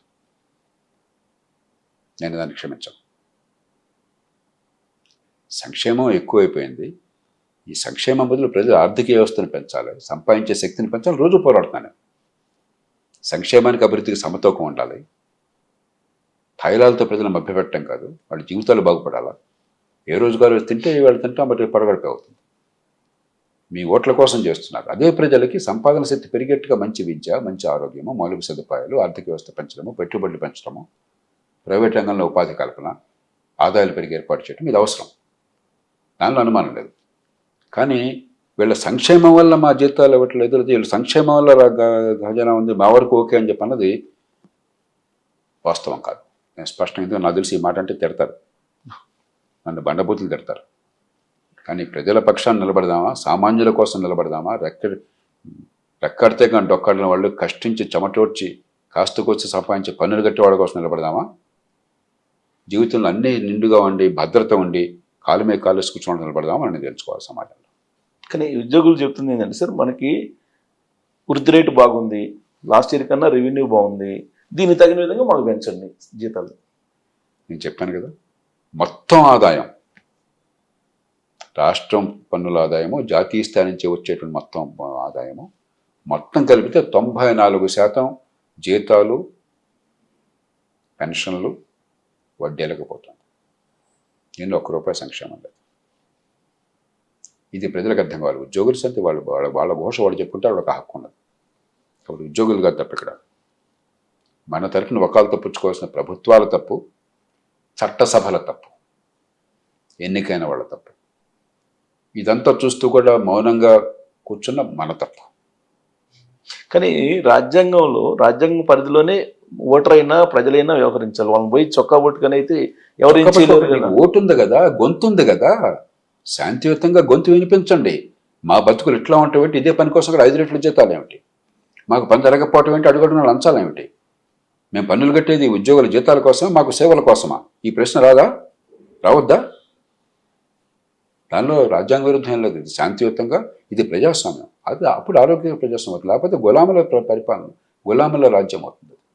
సరే, ఇవాళ ప్రభుత్వంలో మీరు అబ్జర్వ్ చేస్తుంటారు, ఇంత జీతాలు తీసుకుంటూ కూడా రెవెన్యూ సమస్యల్ని 2 ఏళ్ల నుంచి పరిష్కరించలేకపోతున్నారు ఆంధ్రప్రదేశ్లో. ఇక నేను చెప్పక్కర్లేదు. ఇప్పుడు ప్రభుత్వాల అసమర్థత, అవినీతి అందరినీ ఒకే ఘటన కట్టద్దు. అద్భుతమైన అధికారులు, అద్భుతమైన రాజకీయ నాయకులు ఈనాటికి ప్రతి పార్టీలో ఉన్నారు, ప్రతి డిపార్ట్మెంట్లో ఉన్నారు, అద్భుతంగా సేవలు అందిస్తున్నారు. కానీ వాళ్ళు చాలా కొద్దిమంది.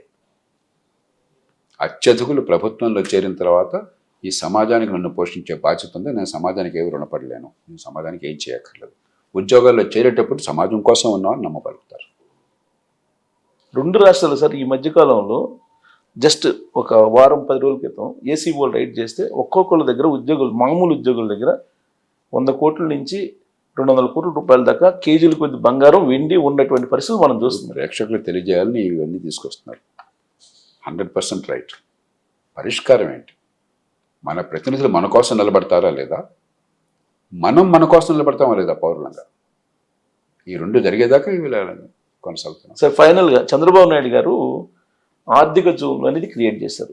వైజాగ్ ఆర్థిక జోను, తిరుపతి, అలాగే అమరావతి జోన్లు అని చెప్పి కొత్తగా పెట్టారు. ఆర్థిక మండళ్ళు ఏర్పాటు చేస్తున్నారు. దీని కారణంగా ఏమైనా అధికార వికేంద్రీకరణ అనుకోవాలా, దీన్ని అభివృద్ధి వికేంద్రీకరణ అనుకోవాలా? తెలియదు ఏం చేస్తారు, కానీ నాకు అర్థమైంది మీరు చెప్పిన దాని ప్రకారం. స్పెషల్ ఎకనామిక్ జోన్స్ అని చెప్పి ఎప్పుడూ భారతదేశంలో ప్రారంభించుకున్నాం, 50 ఏళ్ల క్రితం ప్రారంభించాం. చైనా 1990ల ప్రాంతంలో ప్రారంభించుకున్నారు. చైనా ఆర్థిక ప్రగతి అంతా స్పెషల్ ఎకనామిక్ జోన్స్లో వచ్చింది. షెంజన్ అంటారు, హాంకాంగ్కి యువతల పక్కన, అది ప్రారంభం స్పెషల్ ఎకనామిక్ జోన్. 20 ఏళ్ల క్రితం నేను హ్యాంగ్జో పట్టణానికి వెళ్ళినప్పుడు, చిన్న పట్టణం, 4-5 లక్షల జనాభా ఉన్న పట్టణం, ఇవాళ బెంగళూరుని మించిపోయింది టెక్నాలజీలో. 20 ఏళ్లలో వాళ్ళు చాలా గర్వంగా సుందరంగా చూపెట్టారు మాకు. అప్పుడు నాకు బాగా గుర్తుంది. ఆ లేక్ చుట్టూ నడిచేవాడిని రోజు, ప్రతిరోజు కూడా. ఒక పెద్ద లేక్ ఉంటాను.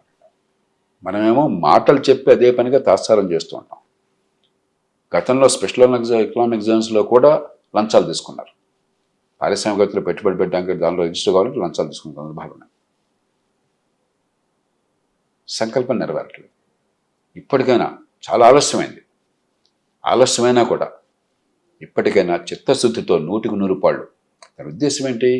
మామూలుగా ఉన్న సంఖ్యలన్నీ తొలగించి పరిశ్రమల ఏర్పాటుకి, ఉపాధి కల్పనకి, సంపద సృష్టికి, ఈ పిచ్చి లేబర్ లాస్, పిచ్చి రెగ్యులేషన్ తీసేసి స్వేచ్ఛగా ఉత్పత్తి చేసి ఉపాధిని పెంచడం, ఎక్స్పోర్ట్ చేయడం.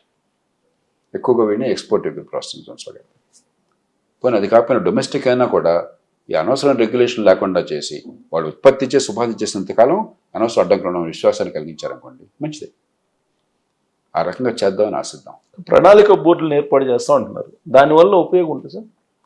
ఇప్పటిదాకా నాకు అర్థమైనంత వరకు రాష్ట్రాల చరిత్రలో ప్రణాళిక బోర్డులు చాలా ఉన్నాయి, కానీ వాళ్ళకు ఒక కారు, ఫోను, ప్యూను తప్ప, అప్పుడప్పుడు సమావేశం తప్ప దాఖలాలు లేవు. దానివల్ల జరిగిన పని దాఖలాలు. అలా కాకుండా నిజంగా సమర్థుల్ని, నిజంగా నిష్ణాతుల్ని, జనహితాన్ని కోరేవాళ్ళని, ఆ సామర్థ్యం ఉన్న వాళ్ళని కూర్చోబెట్టి వాళ్ళ సలహాలు కనుక పద్ధతి ప్రకారం స్వీకరించి చిత్తశుద్ధి అమలు చేస్తే మంచిదే. కానీ ఇప్పటిదాకా అలా కాదు.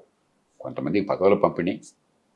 ఇప్పుడు ప్రతి రాష్ట్రంలో బోర్డు, ఇప్పుడు తెలంగాణలో ఉంది, ఇతర రాష్ట్రాలు కూడా అదే ఉంటుంది, ఆంధ్రప్రదేశ్ ఉంటుంది, నాకు తెలీదు. ఎంతమందికి పదవులు ఇచ్చారు, ఏం పని జరుగుతోంది? కాబట్టి ఉపయోగించుకుంటే పరిజ్ఞానం ఉన్నవాళ్ళు ఈ దేశంలో, దేశాన్ని ప్రేమించేవాళ్ళు, నైపుణ్యం ఉన్నవాళ్ళు ఉన్నారు. సరైన వాళ్ళని సరైన సమయంలో ఉపయోగించుకోండి. ఆ మార్పులు తీసుకురండి సమాజంలో, ప్రజలకు సేవలంది ఏర్పాటు చేయండి. సో 2 రాష్ట్ర ప్రభుత్వాలు కొత్తగా ఏర్పడిన తర్వాత ఆల్మోస్ట్ సగం జర్నీ చేసేసాయి. ఈ సగం జర్నీ గమనించిన తర్వాత మీకేమనిపిస్తుంది? అటు తెలంగాణ కానీ ఇటు ఆంధ్రప్రదేశ్. 2 రాష్ట్రాలు ఉమ్మడి లక్షణం ఆర్థిక క్రమశిక్షణ దెబ్బతిన్నది. హైదరాబాద్ లేని కారణంగా ఆంధ్రప్రదేశ్ మరింత దెబ్బతిన్నది. తెలంగాణను మించి మరింత ఎక్కువగా అలవమాల సంక్షేమ పథకాల వల్ల ఉద్యోగుల జీతాలు ఇద్దరు విపరీతంగా పెంచారు, ఓ పద్ధతి పాడు లేకుండా. కాబట్టి అపారంగా 2 రాష్ట్రాల్లో ఆర్థిక క్రమశిక్షణ దెబ్బతిన్నది. మరి విజన్కి వెళ్తున్నారు కదా వీళ్ళు, 2047 విజన్లో. తప్పులేదు, ఎన్నైనా రాసుకుందాం మనం. ఆ లక్ష్యాలు ఉండటం మంచిదే, కానీ ఆచరణ కావాలి కదా. ఆచరణ లక్ష్యాల ఉపయోగం ఏంటి? ఇప్పటికి కూడా సమయం మించిపోయిందని లేదు. ఎందుకంటే మనం 7-8% ఆర్థికంగా పెరుగుతున్నాం సంవత్సరానికి. అది ప్రపంచంలో అపురూపం. మనకు మామూలుగా అనిపించవచ్చు, కానీ ప్రపంచంలో 7-8% ఒక రాష్ట్రం పెరుగుతుంది, దేశం పెరుగుతుందంటే గొప్ప విషయం. 7-8% పెరిగితే ప్రభుత్వాలకు ఆదాయం 10-12% పెరుగుతుంది. ఎందుకంటే దాని మీద ద్రవ్యోల్బణం, కొంచెం ధరల పెరుగుదల ఉంటుంది, ఇన్ఫ్లేషన్ ఉంటుంది. ఆ రెండు కలిపితే నామినల్ గ్రోత్ రేట్ అంటాం. ఆ మేరకు ఆదాయాలు పెరుగుతాయి. 10% ఆదాయాలు పెరుగుతుంటే ప్రతి సంవత్సరం సగటున మీరు పెంచే ఖర్చు, ఉద్యోగుల జీతాలు కానీ, లేకపోతే మీరు అదనంగా చేపడుతున్న సంక్షేమ పథకాలు కానీ అదే పనిగా పెంచకుండా ఇప్పుడు రుణాలు కుదించారనుకోండి, లేకపోతే 2-3% పెంచారనుకోండి, 5-6 ఏళ్లలో అదుపులోకి వస్తుంది. ఎప్పుడైతే మీకు ప్రభుత్వాల ఆదాయం పెరుగుతుంది, ఖర్చు కొంచెం అంత వేగంగా పెరగట్లేదు అనుకోండి, అప్పుడు ఖర్చు ఒక అదుపులోకి వస్తుంది. కాబట్టి ఇప్పటికి కూడా కొంచెం బాధ్యత ఉన్నట్టయితే, కొద్దిపాటి ప్రజలంటే ప్రేమ ఉన్నట్టయితే, ప్రజల డబ్బుని గౌరవించినట్టయితే, నా డబ్బు కాదు కదా, పోతే పోయిన జనం కదా, చచ్చారని చెప్పి అనుకోకుండా ప్రజల డబ్బును గౌరవించేటైతే, ఇప్పటికి కూడా మేలుకున్నట్టయితే ఈ భవిష్యత్తులో సరిదిద్దొచ్చు. సార్, ఈ రెండు రాష్ట్ర ప్రభుత్వాలకు సంబంధించిన అధినేతలు ఇచ్చిన హామీ ఏంటంటే తెలుగు రాష్ట్ర ప్రజలకి, ఇక్కడేమో అవినీతి చేశారు, అప్పుడు బీఆర్ఎస్ పార్టీ నేను మళ్ళీ దాన్ని తీసుకొస్తానని, అక్కడేమో అదే చెప్పారు, ఏది చాలా అవినీతి జరిగింది అన్ని చోట్ల, లిక్కరు, మైనింగ్ అన్ని మేము ప్రజల్లోకి తీసుకొస్తాం, ఆ మొత్తం హ్యాండ్ ఓవర్ చేసుకోనని. ఇప్పటి వరకు ఏదో కేసులు పెట్టారు, చేశారు. దానివల్ల ఏమైనా పబ్లిక్కి ఏమైనా ఉపయోగపడే అవకాశం ఉందా? అవినీతిలో పెద్దగా తేడా ఉందని నేను అనుకోవట్లేదు, నిజాయితీగా చెప్తాను. అప్పటికి ఇప్పటికి ఎందుకంటే అక్కడున్న వాళ్ళు ఇక్కడ కదా ఉంది, ఇక్కడ ఎన్నికైన వాళ్ళు గతంలో అక్కడ ఉన్నవాళ్ళు కదా చాలామంది. అక్కడుంటే అవినీతి, ఇక్కడుంటే నీతి అన్నది కరెక్ట్ కాదు కదా. వాళ్ళు వీళ్ళు ఇద్దరు కూడా 30-40 కోట్లు ఖర్చు పెడుతున్నారు కదా అసెంబ్లీ ఎలక్షన్కి, లోక్సభకి 70-80 కోట్లు ఖర్చు పెడుతున్నారు కదా. ఈ డబ్బంతా ప్రజల మీద ప్రేమతో ఇంట్లో నుంచి ఖర్చు పెట్టింది కాదు కదా. కొద్దిమంది అలా చేస్తున్నారు, కానీ అత్యధికులు అట్లా కాదు కదా. మరి సంపాదించాలిగా 10 రెట్లు.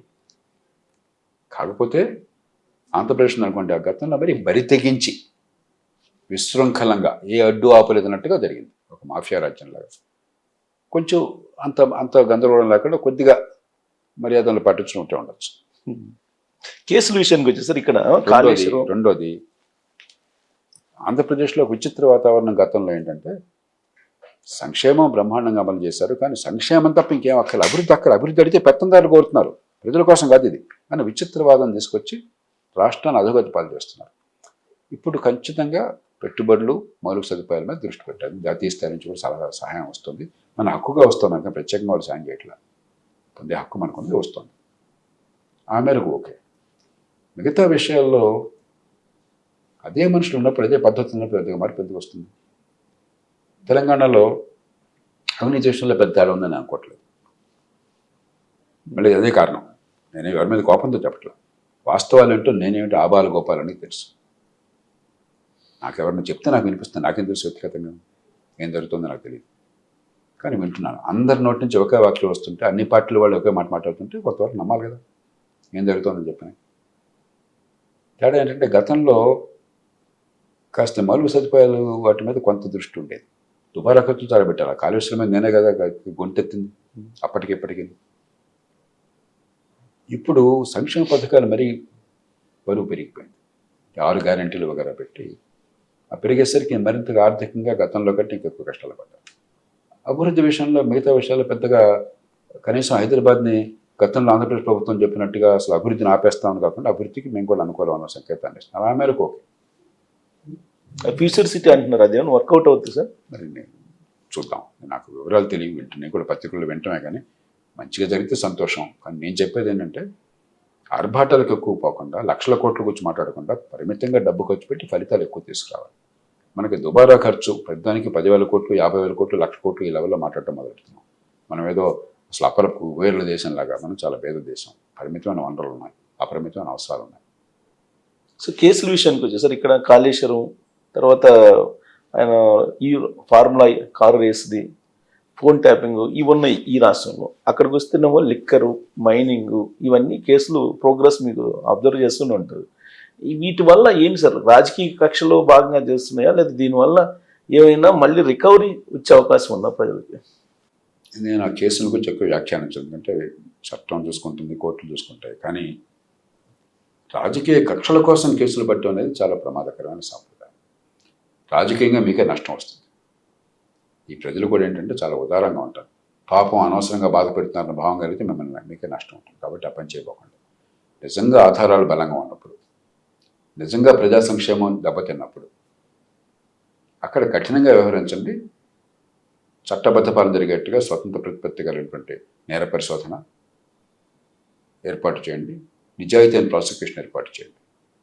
అంతకు మించి రోజు వాగాటంలో అక్కర్లేదు, ప్రధానంలో ఏదో రకంగా ఇరికించాలన్న ప్రయత్నం చేయకూడదు. చేస్తే మీకు నష్టం ఎక్కువ, మంచికంటే ప్రజాస్వామ్యంలో సరైనది కాదు. సార్ ఫైనల్గా సార్, పోలవరం, వెలుగొండ, అమరావతి ఈ ఇన్ టైంలో పూర్తవుతాయి అనిపిస్తుందా మీరు అలా చేస్తున్న ప్రోగ్రెస్ని బట్టి? పోలవరం మొదటి దశ పూర్తవుతుంది, వచ్చే ఏడాదికి బహుశా అయిపోతుంది. రెండవ దశ కొంచెం ఆలస్యంగా వచ్చింది, ఎందుకంటే ఇక్కడ పెద్ద ప్రాజెక్ట్ నిర్మాణం పెద్ద కష్టం కాదు భౌతికంగా, డ్యామ్ నిర్మాణం కష్టం కాదు, ఇంకో 4-5 వేల కోట్లు ఖర్చు అవుతుంది అనుకుంటాను. భూసేకరణ, ఎందుకంటే ఎత్తు పెరిగిన కొద్దీ భూములు ఎక్కువ పోతుంది. ఆ భూసేకరణ పునరావాసం మొదటనేమో జాతీయ స్థాయిలో ప్రభుత్వం ఇది మేము పెట్టాము, ఊరికే డ్యామ్ కోసం డబ్బులు ఇస్తాం అన్నారు. తప్పది. జాతీయ ప్రాజెక్ట్ అని చెప్పంటే అర్థం ప్రాజెక్ట్ అంటే కేవలం డ్యామ్ కట్టడం కాదు, మొత్తం ప్రాజెక్ట్ కాస్ట్ అంతా కూడా. ఇప్పుడు ఒప్పుకున్నట్టున్నారు నేను విన్నంతవరకు. ఒప్పుకున్నారు కాదు, హైట్ తగ్గించారు సార్. నాకు లేటెస్ట్ తెలియదు. కాబట్టి ఒకవేళ ఒప్పుకున్నా కూడా పునరావాసం, భూసేకరణ, పునరావాసం అన్ని పకడ్బందీ ఏర్పాట్లు చేయాలి, ఆ డబ్బులు విడుదల కావాలి. కాబట్టి రెండో దశ కొంచెం జాప్యం కావచ్చు, కానీ మొదటి దశ అయిపోతుంది. వెలుగొండ ఎప్పటి నుంచో మాట్లాడుతున్నారు. నేను ఇక్కడ స్వయంగా చూసి వచ్చాను ఒక 4-5 ఏళ్ల క్రితం. అయితే గతంలో చంద్రబాబు గారి ప్రభుత్వం ఉన్నప్పుడే 2019 ముందే నేను అక్కడికి వెళ్ళి ఆ గుహలో కూడా వెళ్ళాను, టన్నెల్లో కూడా, టన్నెల్ కొత్త మిషనరీ టన్నెల్లోకి వెళ్ళాను. మరి అప్పుడు నేను మంత్రులతో వాళ్ళతో మాడితే 5 నెలలు అయిపోతుంది సార్, 3 నెలలు అయిపోతుంది అన్నారు. ఇప్పుడు 6-7 ఏళ్ళు గడిచింది, జరిగేదా. ఈ మధ్య మళ్ళీ పత్రికలో ప్రకటనలు చూశాను, ఖచ్చితంగా వచ్చే ఏడాది పూర్తి చేస్తామని. సంతోషం చేస్తే, ఎందుకు ఇంత ఖర్చు పెట్టాక పూర్తి కాకుండా ఉంటే పొరపాటు అవుతుంది. అమరావతి రాజకీయ సంకల్పం ఉంది కాబట్టి మధ్యలో బ్రేక్ పడినా కూడా, ఇప్పుడు ఈ మధ్య ప్రపంచ బ్యాంక్ ఎవరో లోన్ ఇచ్చారని చెప్పిన్నాను నేను. తర్వాత ఈ మౌలిక సదుపాయాల కల్పనలోనూ ఇలాంటి విషయాల్లో చంద్రబాబు నాయుడు గారికి ఒక రికార్డు అన్నది, గతంలో ఒక విశ్వసనీయత ఉన్నది. కాబట్టి చాలామంది కలిసి వస్తారు. అనుకున్నంత అద్భుతంగా జరగకపోవచ్చు, కానీ ఖచ్చితంగా దాన్ని మొత్తం రాష్ట్రం మొత్తానికి అమరావతి దిక్కన్న భావం కాకుండా ఒక గ్రీన్ఫీల్డ్ సిటీ కోసం నిర్మాణం కావాలని ఆచరణ సాధ్యంగా చేసినట్టయితే అంతవరకు అమలు అవుతుంది. కానీ దాని మీద దృష్టి పెట్టడంతో పాటు చిన్న పట్టణాలు కావాలి. ఇప్పుడు మీరు తమిళనాడు చూడండి, తమిళనాడులో అసలు చిన్న పట్టణంలో పరిశ్రమలు రావద్దని వాళ్ళు నిర్దేశం చేశారు. కొత్త పరిశ్రమలు చిన్న పట్టణంలో అసలు సిటీకి ఇంత పరిధి లోపల ఇవ్వమని చెప్పన్నారు. జిల్లాల్లోనూ చిన్న పట్టణాల్లోనూ ఏర్పాట్లు చేస్తున్నారు. ఇప్పుడు సమగ్ర అభివృద్ధి రాష్ట్రం మొత్తంలో ఉంటే కానీ అల్పాదాయ వర్గాలకు ఉపాధి దొరకదు. అందరూ చెన్నై రావాలి, అందరూ హైదరాబాద్ రావాలి, అమరావతి రావాలని చెప్పంటే అసాధ్యమైనది, మంచిది కాదు. కాబట్టి ఖచ్చితంగా ఒక గ్రీన్ఫీల్డ్ సిటీ అవసరం ఆంధ్రప్రదేశ్. ఎప్పుడు చెప్తున్నాను, ఏ రాష్ట్రాలకు ఒక బలమైన గ్రీన్ఫీల్డ్ సిటీ ఉందో ఆ రాష్ట్రాలకి ఆర్థికంగా ఆలంబన ఉన్నమాట వాస్తవం. ఒక బెంగళూరు ఉన్నప్పుడు, ఒక చెన్నై ఉన్నప్పుడు, ఒక హైదరాబాద్ ఉన్నప్పుడు అవకాశం అద్భుతంగా ఉంది, దాని అనుమానం లేదు. కానీ అక్కడితో ఆపేసినట్టయితే ఆ అభివృద్ధి అసమగ్రం అవుతుంది, చాలామందికి అభివృద్ధిలో భాగస్వామ్యం ఉండదు. కాబట్టి చిన్న పట్టణాలు కూడా కావాలి, దాని మీద గట్టిగా దృష్టి పెట్టాలి. కానీ ఇప్పటికీ కూడా సార్ గెజిట్ గురించి ప్రయత్నం చేస్తున్నారు. భిన్నాభిప్రాయాలు ఇప్పటికి కూడా అమరావతి మీద వినిపిస్తున్నాయి, ఈవెన్ ప్రతిపక్ష నాయకులు కూడా. నాకు ఎప్పుడు ఓయలల్ గోపాలకృష్ణరావు అన్నారు, తెలుగునాట 2 మనుషుంటే 3 పార్టీలు అండి అన్నారు. ఏమిటండి అని అడిగాను. తలా ఒకడు తొలగ పార్టీ, 2 కలిసి 3, మిగతా వాళ్ళ మీద 3వ పార్టీ అన్నారు. కాబట్టి మనకి పట్టించుకోకూడదు.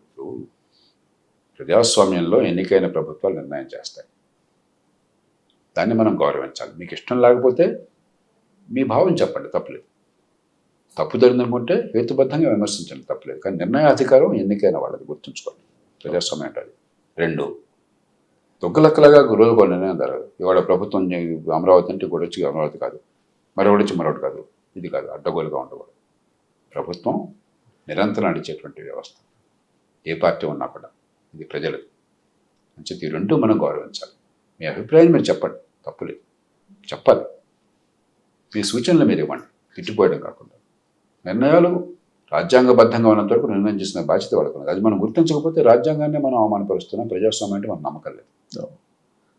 నేను చెప్పిందే వేదం అని చెప్పంటే ఇంకా ఎన్నికలు ఎందుకు? సరే, ఇరు రాష్ట్రాల విపక్ష నేతలు అసలు అసెంబ్లీగా రావట్లా, దాన్ని ఎలా తీసుకుంటారు మీరు? 2 పక్కల తప్పదు.